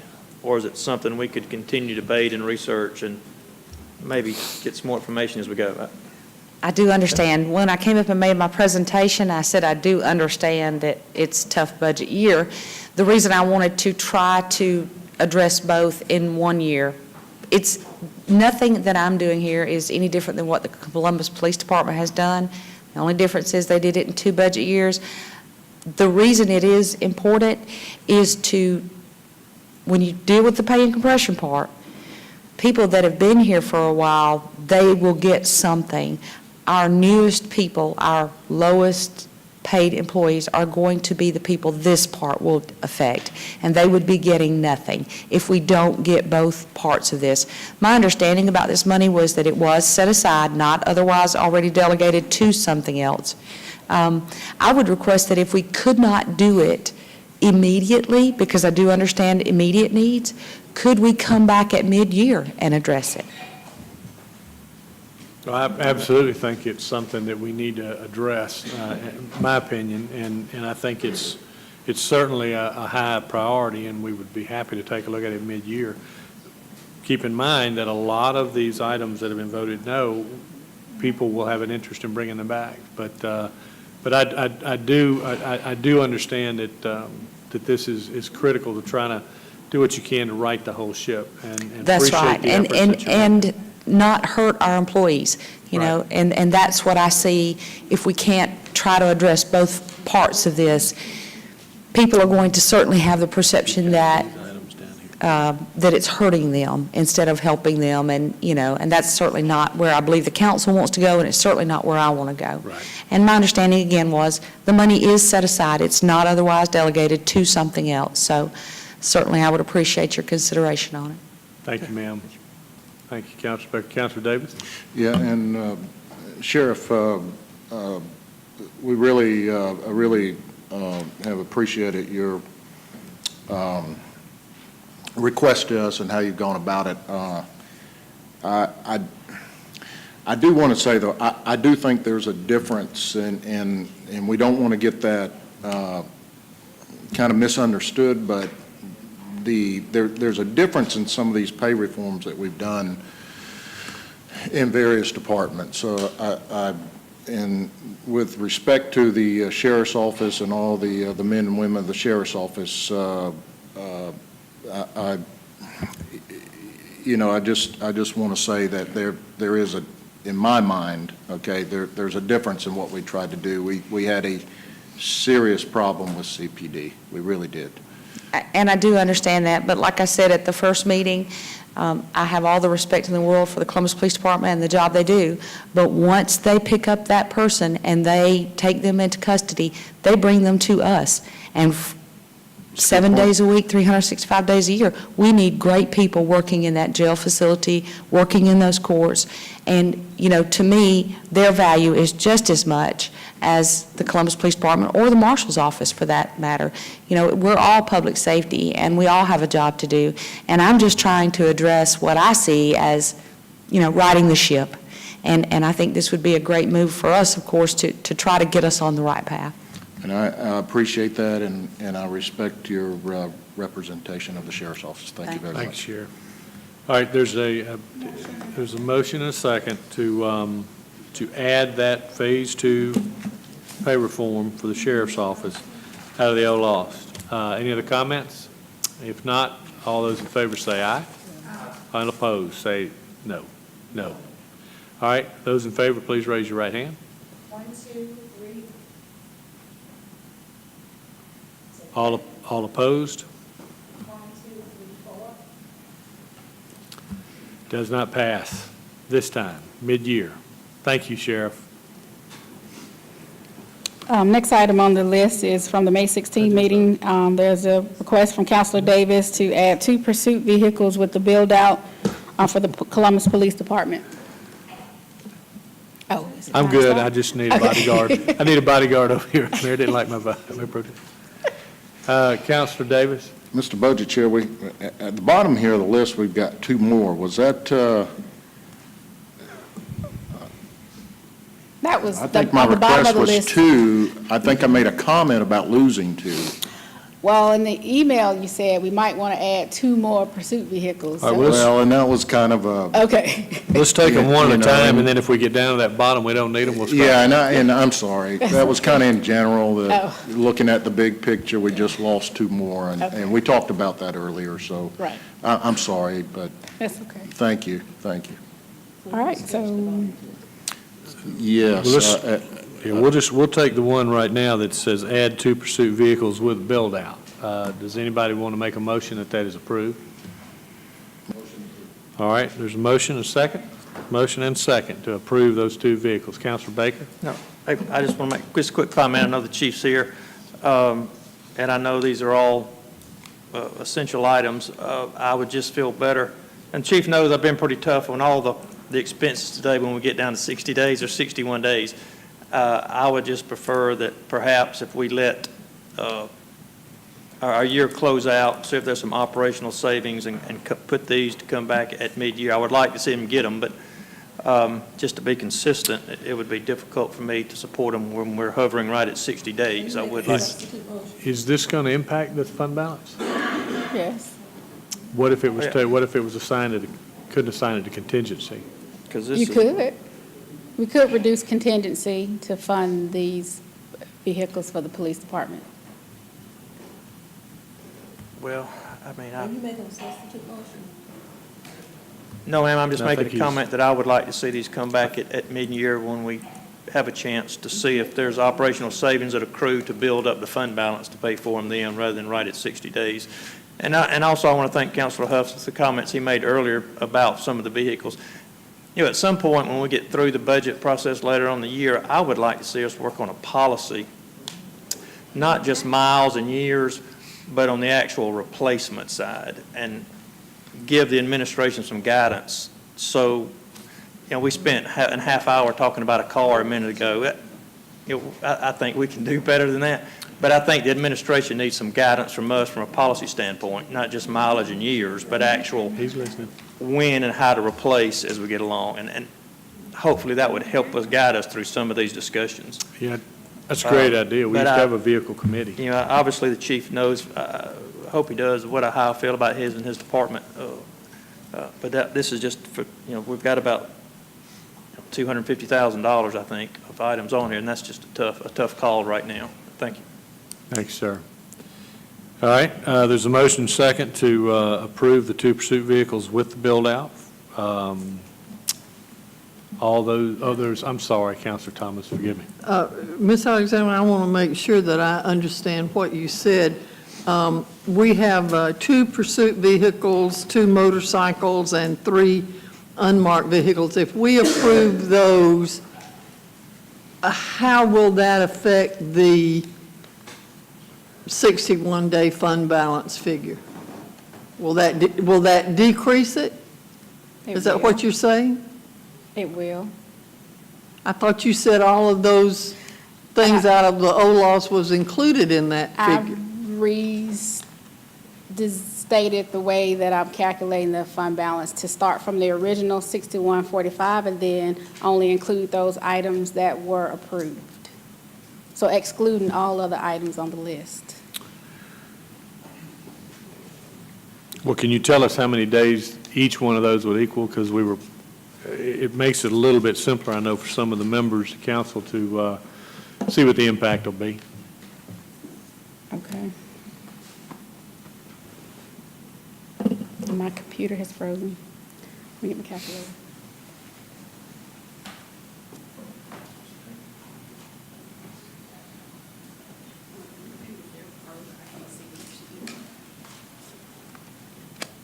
So right now, with what's been approved, we're at 61.27 days. If we are taking into account the police pursuit vehicles, that's 0.26 days of reduction. So that will be at 61.01 days. If we take into account the motorcycles,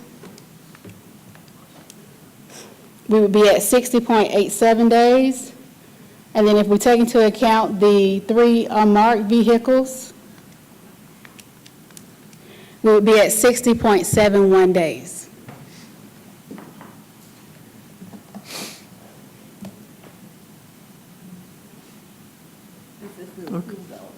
If we approved, then the pursuit vehicles, the motorcycles, and the unmarked, we'd be at 60 point, what'd you say? 60.71 days. 7-1.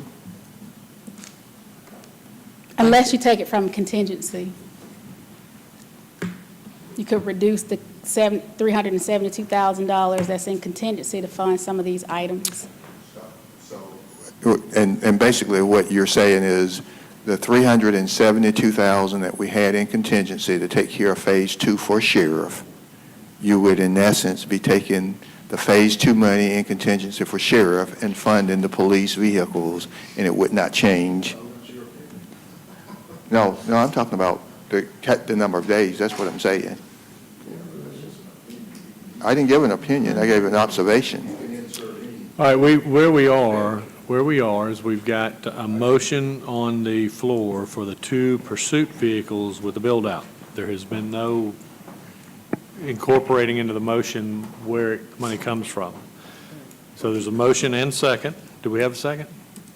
We did. So let's go ahead and call the question. Any other comments or any questions regarding that? All right, all in favor, please say aye. Aye. Any opposed? All right, all those in favor, please raise your right hand. 1, 2, 3, 4, 5, 6. All opposed? 2. So it passes. Got it. Next item on the list is from Councilor Davis to add 1 motorcycle with the radar unit for the Columbus Police Department. Councilor Davis? I did want to say that if the administration, if things changes as we go, I mean, we just approved a request to approve funding, but if you want to, along the way, move it, whether it's from the general fund, whether it's from fund balance, whether it's from additional monies in the lost or whatever, I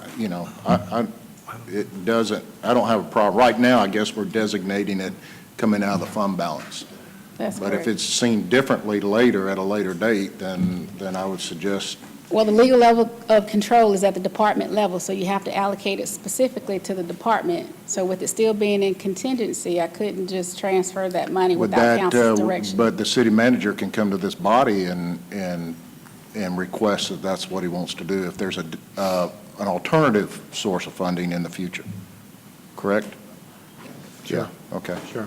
Councilor Thomas? Would it be appropriate, well, perhaps not. One of the things that I would want to say is that one of these motorcycles costs $27,000. With the traffic ticket that they do, I see them sitting on River Road and slow down every time I see them.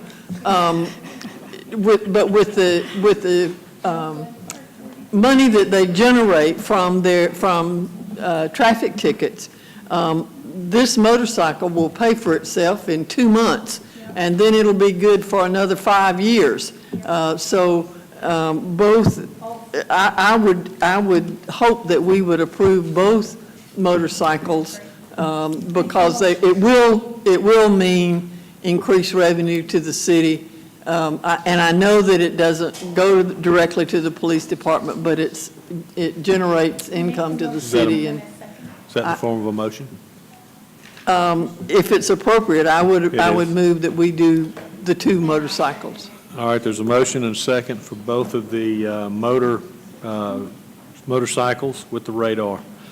Any questions or comments to the motion? Councilor Davis? Well, and I'm going to support this request because this is, we talk about respective duties and core mission, and this is, the CPD has a dedicated traffic patrol, and that's what they do for our city, and that's, from this perspective, that's what I view them doing, and I think as Councilor Thomas said, that it's my understanding too, that even though these vehicles are, they 27,000, they're going to bring in probably 6-7 times that amount and pay for themselves as they go. So I think it's good money being spent that will provide the traffic control that so many people are requesting. And by the way, these motorcycles, let's just take it from a different perspective. When we get calls from citizens coming in about speeders in neighborhoods, excessive speed, all that in neighborhoods, these are the vehicles, in this case the motorcycles, the instruments that we're talking about that's being sent out there. So if they're not there, then it's going to be hard to meet those requests within the neighborhoods coming from our constituents. Absolutely, good point.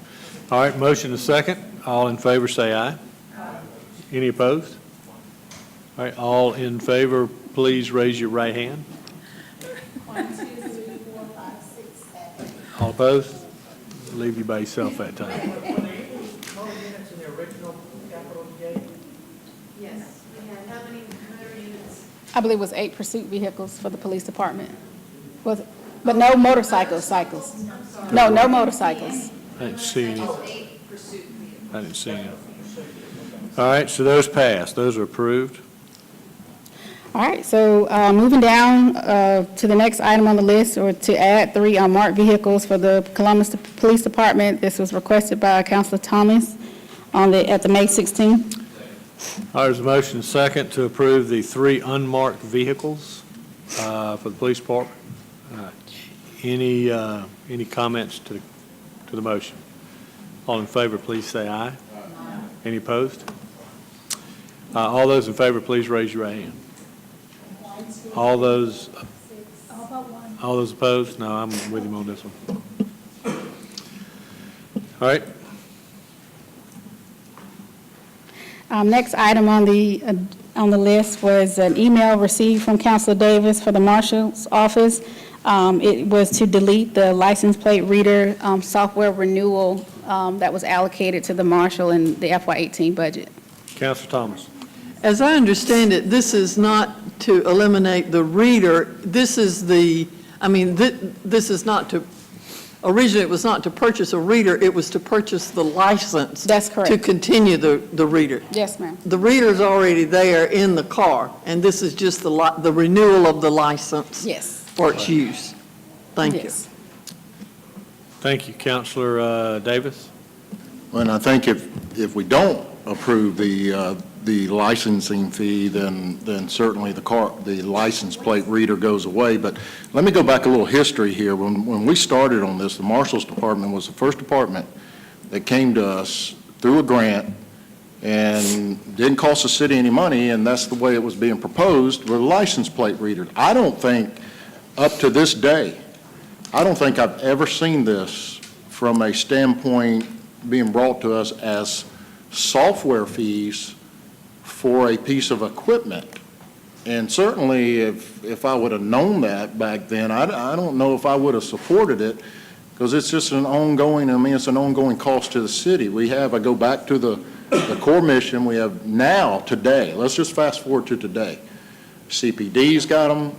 I think I talked to the sheriff. The sheriff's department doesn't have any, and they said they had no need for them. You got the highway patrol. You've got all these license plate readers out there. The question is, why are we, I think this is legal. you know, do we continue to need to fund these pieces of equipment? Because there's continuing to be a increase of these things out there. It's just another expenditure to the government. And I mean, that's just the way I look at it. I thought this was a cost for a new one, but a licensing fee, I guess they're all now under licensing fees or software fees. Is that right? Right, we would have to pay for the licensing of the readers that we. Is that the part in fine print that they never tell you? Thank you. Anything else, Councilor? Well, I would be in favor of deleting it, or at least allowing the marshal to use it in some other area in his budget. It's on the delete list, so we'll see what we get as far as a motion. Councilor Garrett?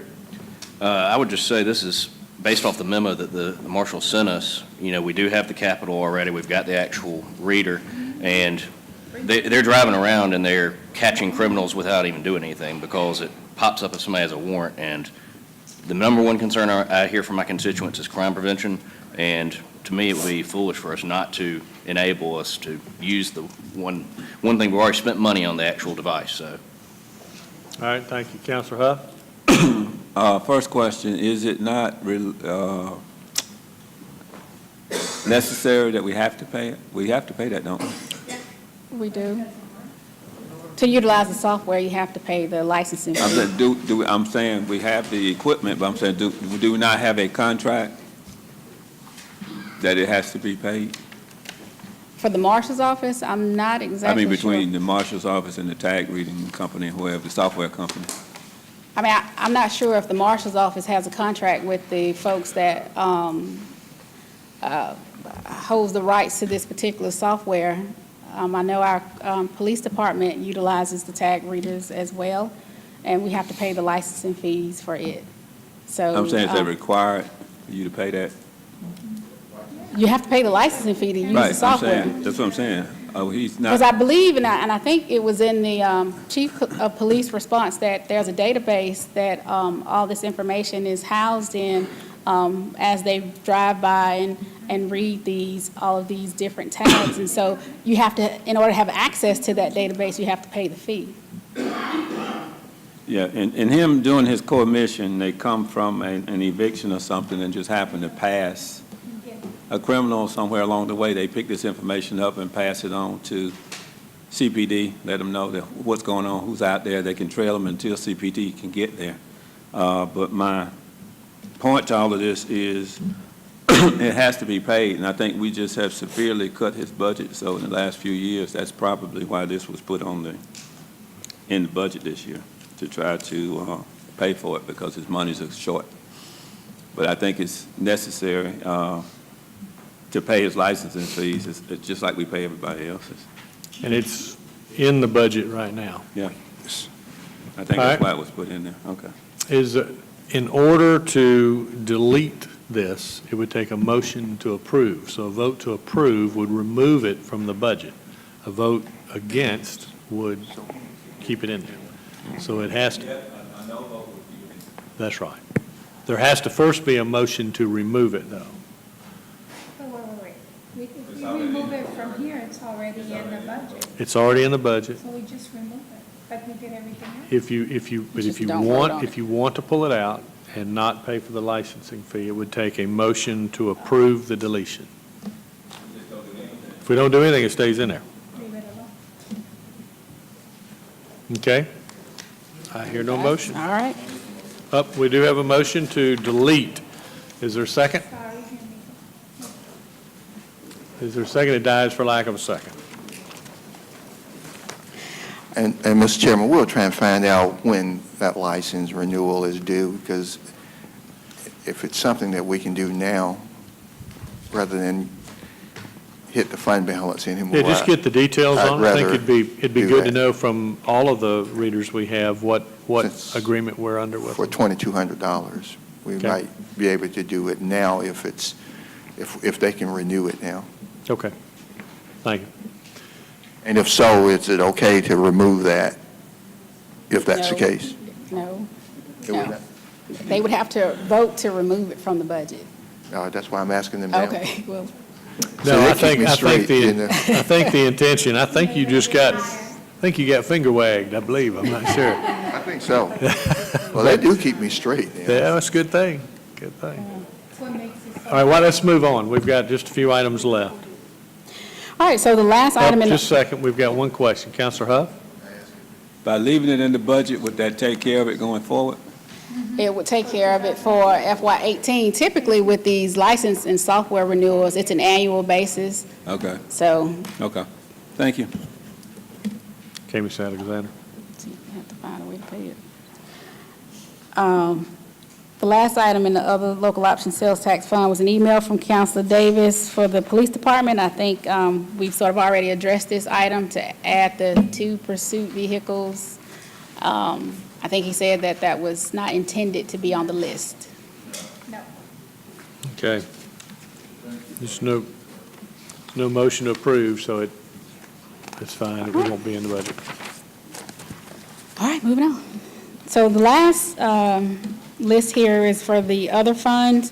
The first item on the list was a request from Councilor Davis at the May 9th meeting for the Human Resources Risk Management Division to add 1 risk analyst and to fund that by reducing contingency.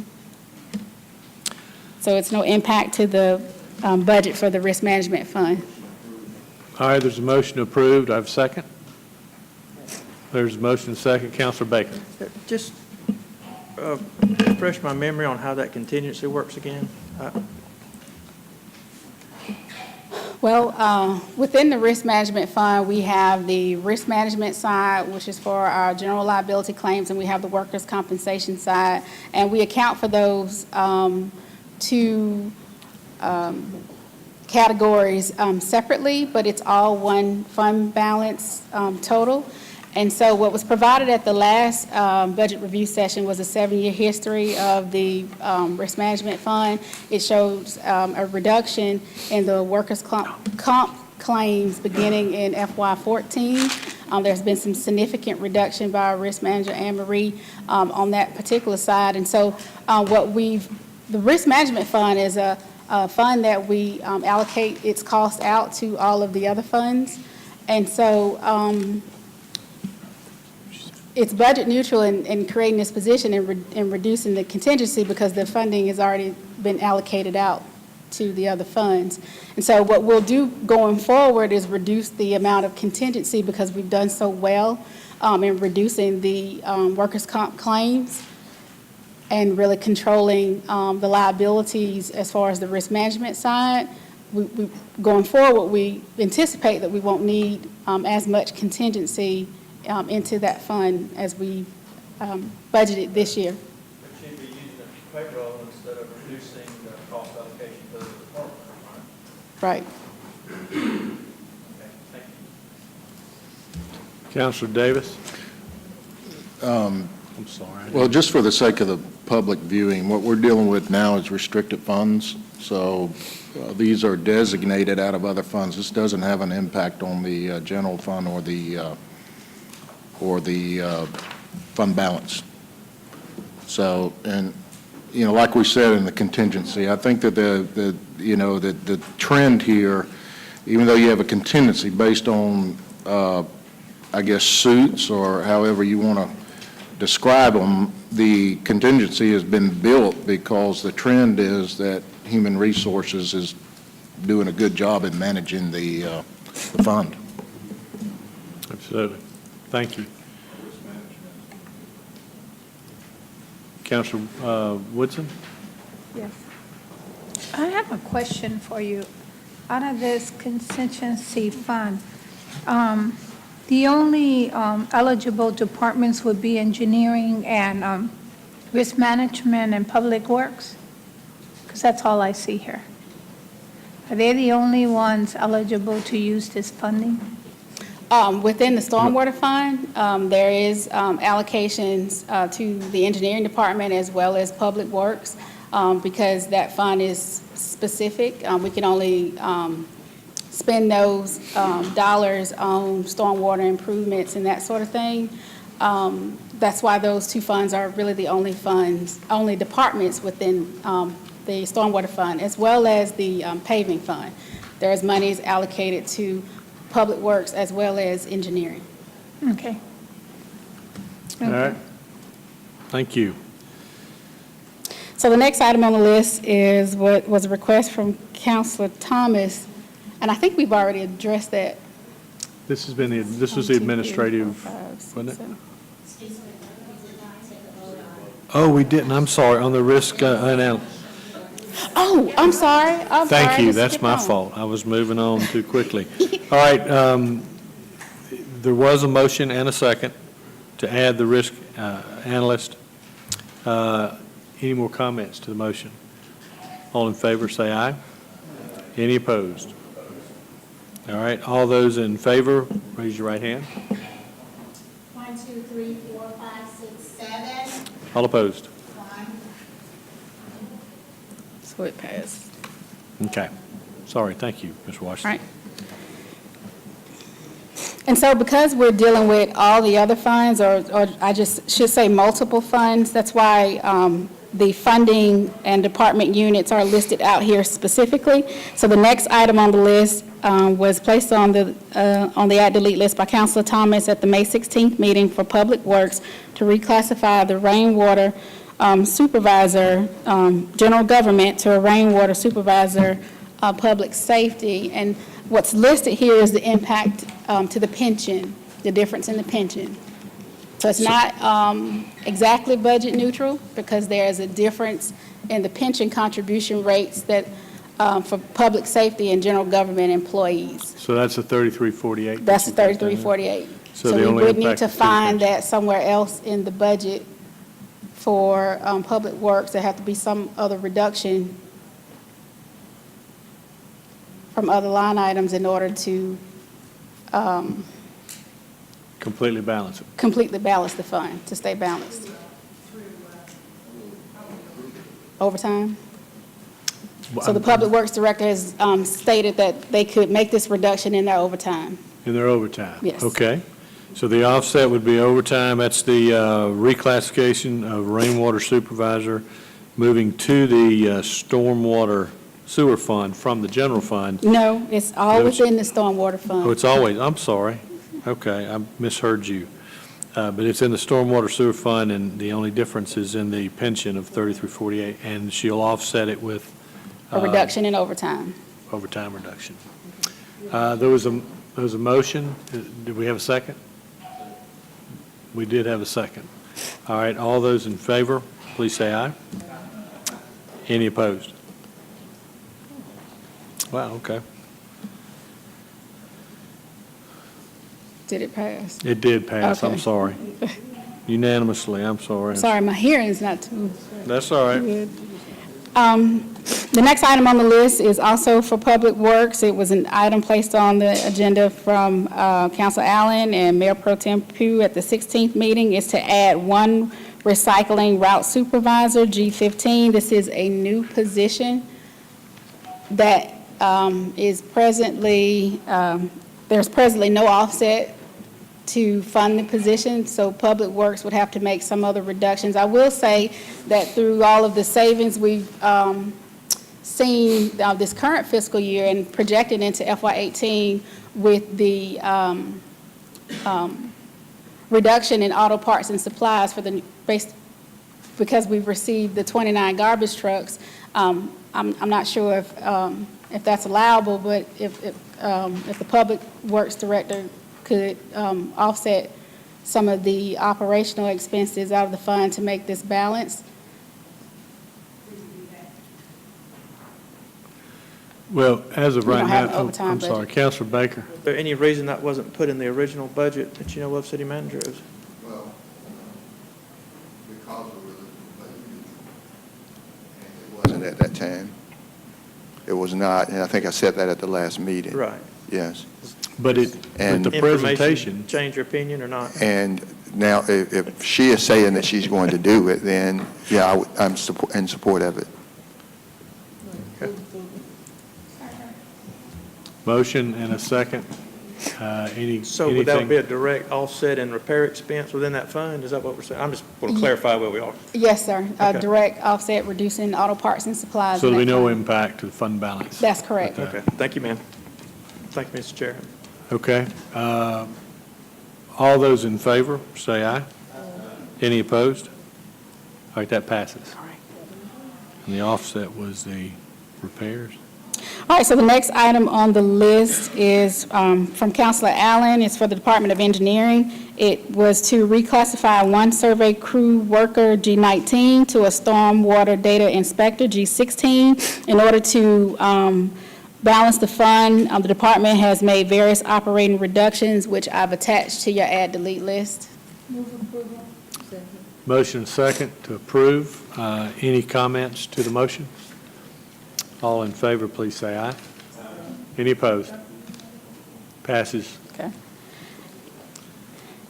So the next item on the list is also for the Department of Engineering, requested from Councilor Allen, is to reclassify one administrative assistant, G12, to an office manager, G14.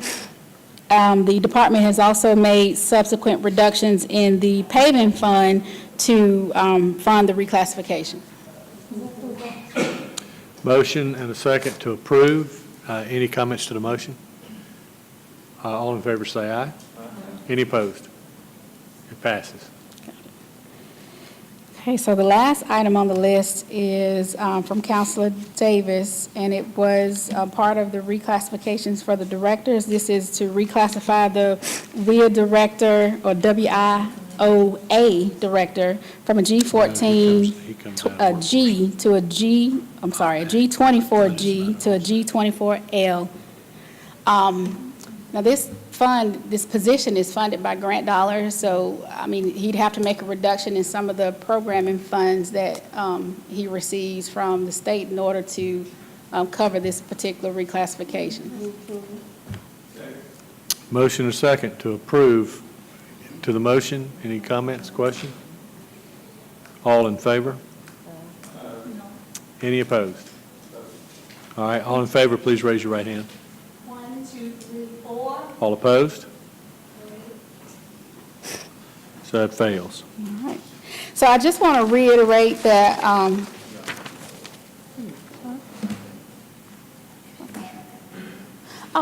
so we have a brief comment from the city manager that he's going to make before council, but I wanted to let you know where we were as we ended as far as the fund balance days. We're at 60.71 days estimated for FY18.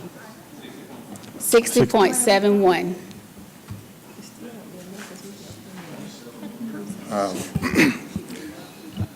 Mr. Chairman, I just wanted to bring to your attention something that's in the mayor's budget, and it's budget neutral, that did not come up until this week that I was aware of.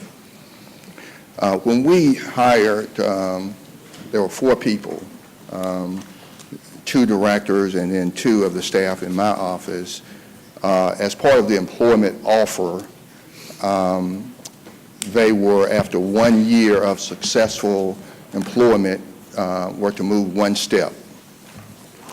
The first person, and these 2 directors were hired in April of 2016. The Inspections and Codes Director, who we know is a certified building official, went through all the required testing, took over a troubled department. And in the hiring offer was told that if he performed successfully over the first year, would get moved one step. That's $2,255.84. And that's the Inspections and Codes Director. It's in the mayor's budget, and it's budget neutral. The same thing, and that person is a pay grade 25. Some of the directors are pay grade 24, such as some of the ones you addressed today. The other person is the finance director. And let me just say that we had a very difficult time hiring an Inspections and Codes Director and a finance director, as you know. The finance director is a pay grade 26 at a higher level than most of the other directors, and was new, and so we wanted to go a year and see how that person performs. And if performed successfully, would move one step, $2,255.84. It's in the budget, and it's budget neutral. The other person, or two people, is the assistant to the city manager, was promoted in June of last year. In the past, that position and the executive assistant to the city manager did not have college degrees, were not required. And both, one in June of last year, got the bachelor's degree, and now working on a master's. We'll have that in December. And the employment offer was, if you get your degree and you perform successfully, 1 year we'll move you one step. That's $1,400. It's budget neutral in the city manager's budget. And the executive assistant was the same offer, and will receive a bachelor's degree June 2nd this year. But one step is $904. And all of this is in the mayor's budget, and it's budget neutral. You had not been made aware of that, and staff actually put it in the budget because it was a part of the offer, and it was brought to my attention Friday. And so I did call the budget chair to let him know that it was brought to my attention and it's there, and told him I would make sure you are aware, although it's budget neutral, that it's in the budget and it's there. And I wanted to make you aware of that. Okay, thank you, Mr. City Manager. I know there's a couple of questions. Councilor Woodson? Well, mine's on a different subject, but as soon as he's finished, before we I'll come adjourn, back I to you. want to speak. Okay. Don't forget me, I would please. never. Councilor Davis? Mr. City Manager, are these written agreements or verbal agreements? They're written. Okay. Without getting into a lot of discussion, can these kind of things be disclosed when we make through our decision process, when we approve the recommendations and all? Because really, we're, I'll just tell you from my perspective, I'm looking at one, we always look at that one number. We don't see all the other contingencies. And I just think it's an appropriate way to handle business. Well, I mean, I'll be happy to going forward. And again, without getting deep in discussion, we've again, in my side, we've somewhat corrected some things that through the years that have surfaced for one reason or another, and this would be right along the lines of just putting it all out on the table. So thank you. I appreciate you bringing that to us. All right. Well, and I appreciate clarification. Appreciate the city manager's transparency in light of the fact, I mean, he certainly recognizes how tight the budget is and wanted to try to make sure we're aware of it and respect that. I think it's a great opportunity, though, as Councilor Davis mentioned, to maybe take a look in a tight budget environment at when we hire, just including council, so that we know what's coming on down the line. But they've all performed certainly well enough to earn any kind of incentives that were promised them. And Counselor Woodson? Thank you, sir. Yes, ma'am. I like to, and I'm going to say this, and I don't mean to offend anybody or anything, but it really, really concerns me. We've been reclassifying, we have been changing, giving increases, we've been giving bonuses, we've been giving other benefits in order to increase our public safety and other areas. And I feel right now that we need to put back for us to discuss before we approve our clerk of council's request, both of them, because they are our office. And as I can recall, there's been many years that they've been bringing things to the table, and we keep declining it. And I think that they only not just deal with us 10, they deal with the city manager, and they deal with 202,000 people in this community that calls in. And I feel that we need to start looking at their office and taking care of them, because they are our representation when we're not here. And the only dollar amount that we're talking about that I'm asking Angelique to look at is a total of $8,635. That is nothing compared to all the dollars that we've heard today. So I would like to add that for when we come back, before we vote on the budget, for us to reconsider it. And I would ask my colleagues to please think about their jobs, everything they do for us, and how do they feel? They're not going to tell us their disappointment. They're not going to tell us how they feel. But, you know, I'm looking at them while we're approving all these things and wondering what's going through their minds. So I want to add those two requests back on the ad list for when we come back. And I also want us to look at the $25,000 for Uptown Columbus. And my reason for the Uptown Columbus is that they have done a lot to bring our city to the forefront. They are taking care of a recreational area that the public, the whole city, people that travel, come around, are looking at it. So, Anjali, I like to bring those three back. Okay? I just think it's very important that we acknowledge them to our clerk of council and our deputy clerk of council. That's fine. I think the vote on the clerk was inconclusive. It wasn't defeated, so I don't think So we can bring that I don't think back. there's any problem bringing that back if you want to. Okay. All right? Well- Oh, I'm sorry. Are you? Well, please Thank have you. the mic. I know we got to go. Hey, well, I'm good. Could you please make sure all three of those come back? Well, I mean, this is the sort of decision day The as answer far is as the yes, we can bring it I back. was told we can bring stuff back. You can make adjustments to the budget Just at the remind first us. reading. I'll Okay, remind just you. remind us. Okay. Thank you. Mayor Pro Tem? You want to call the vote back up? Councilor Thomas is back on the WIOA. Oh, right now? Okay, we've been requested since, I know Councilor Thomas was out of the room. It was a motion and second to approve the reclass for the Workforce Investment Officer. There was a motion second, so I know Councilor Baker's missing, but, so we'll recall that vote. All in favor of approving that, say aye. Well, All opposed? No. All right, all those in favor, please raise your right hand.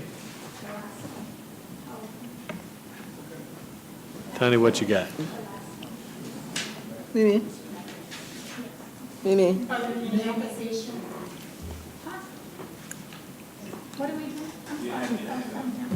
I'm supporting you. I think you need to recall it because I was educating. No, we'd be re-recalling. We be recalling. Okay. It's carried 8-1. All right, so it passes. All right. No further business. Just want to thank the administration, thank Ms. Alexander, who did an amazing job for her first run through the budget, and I want to thank this council. People may not appreciate or recognize the fact that every vote, particularly when it comes to requests made by our employees, is agonized over by everybody around this table, and there's no easy votes. You might not agree with some of the votes, but I guarantee if you ask anybody around this table why they voted a certain way, they'll be able to tell you. So with that, we are adjourned.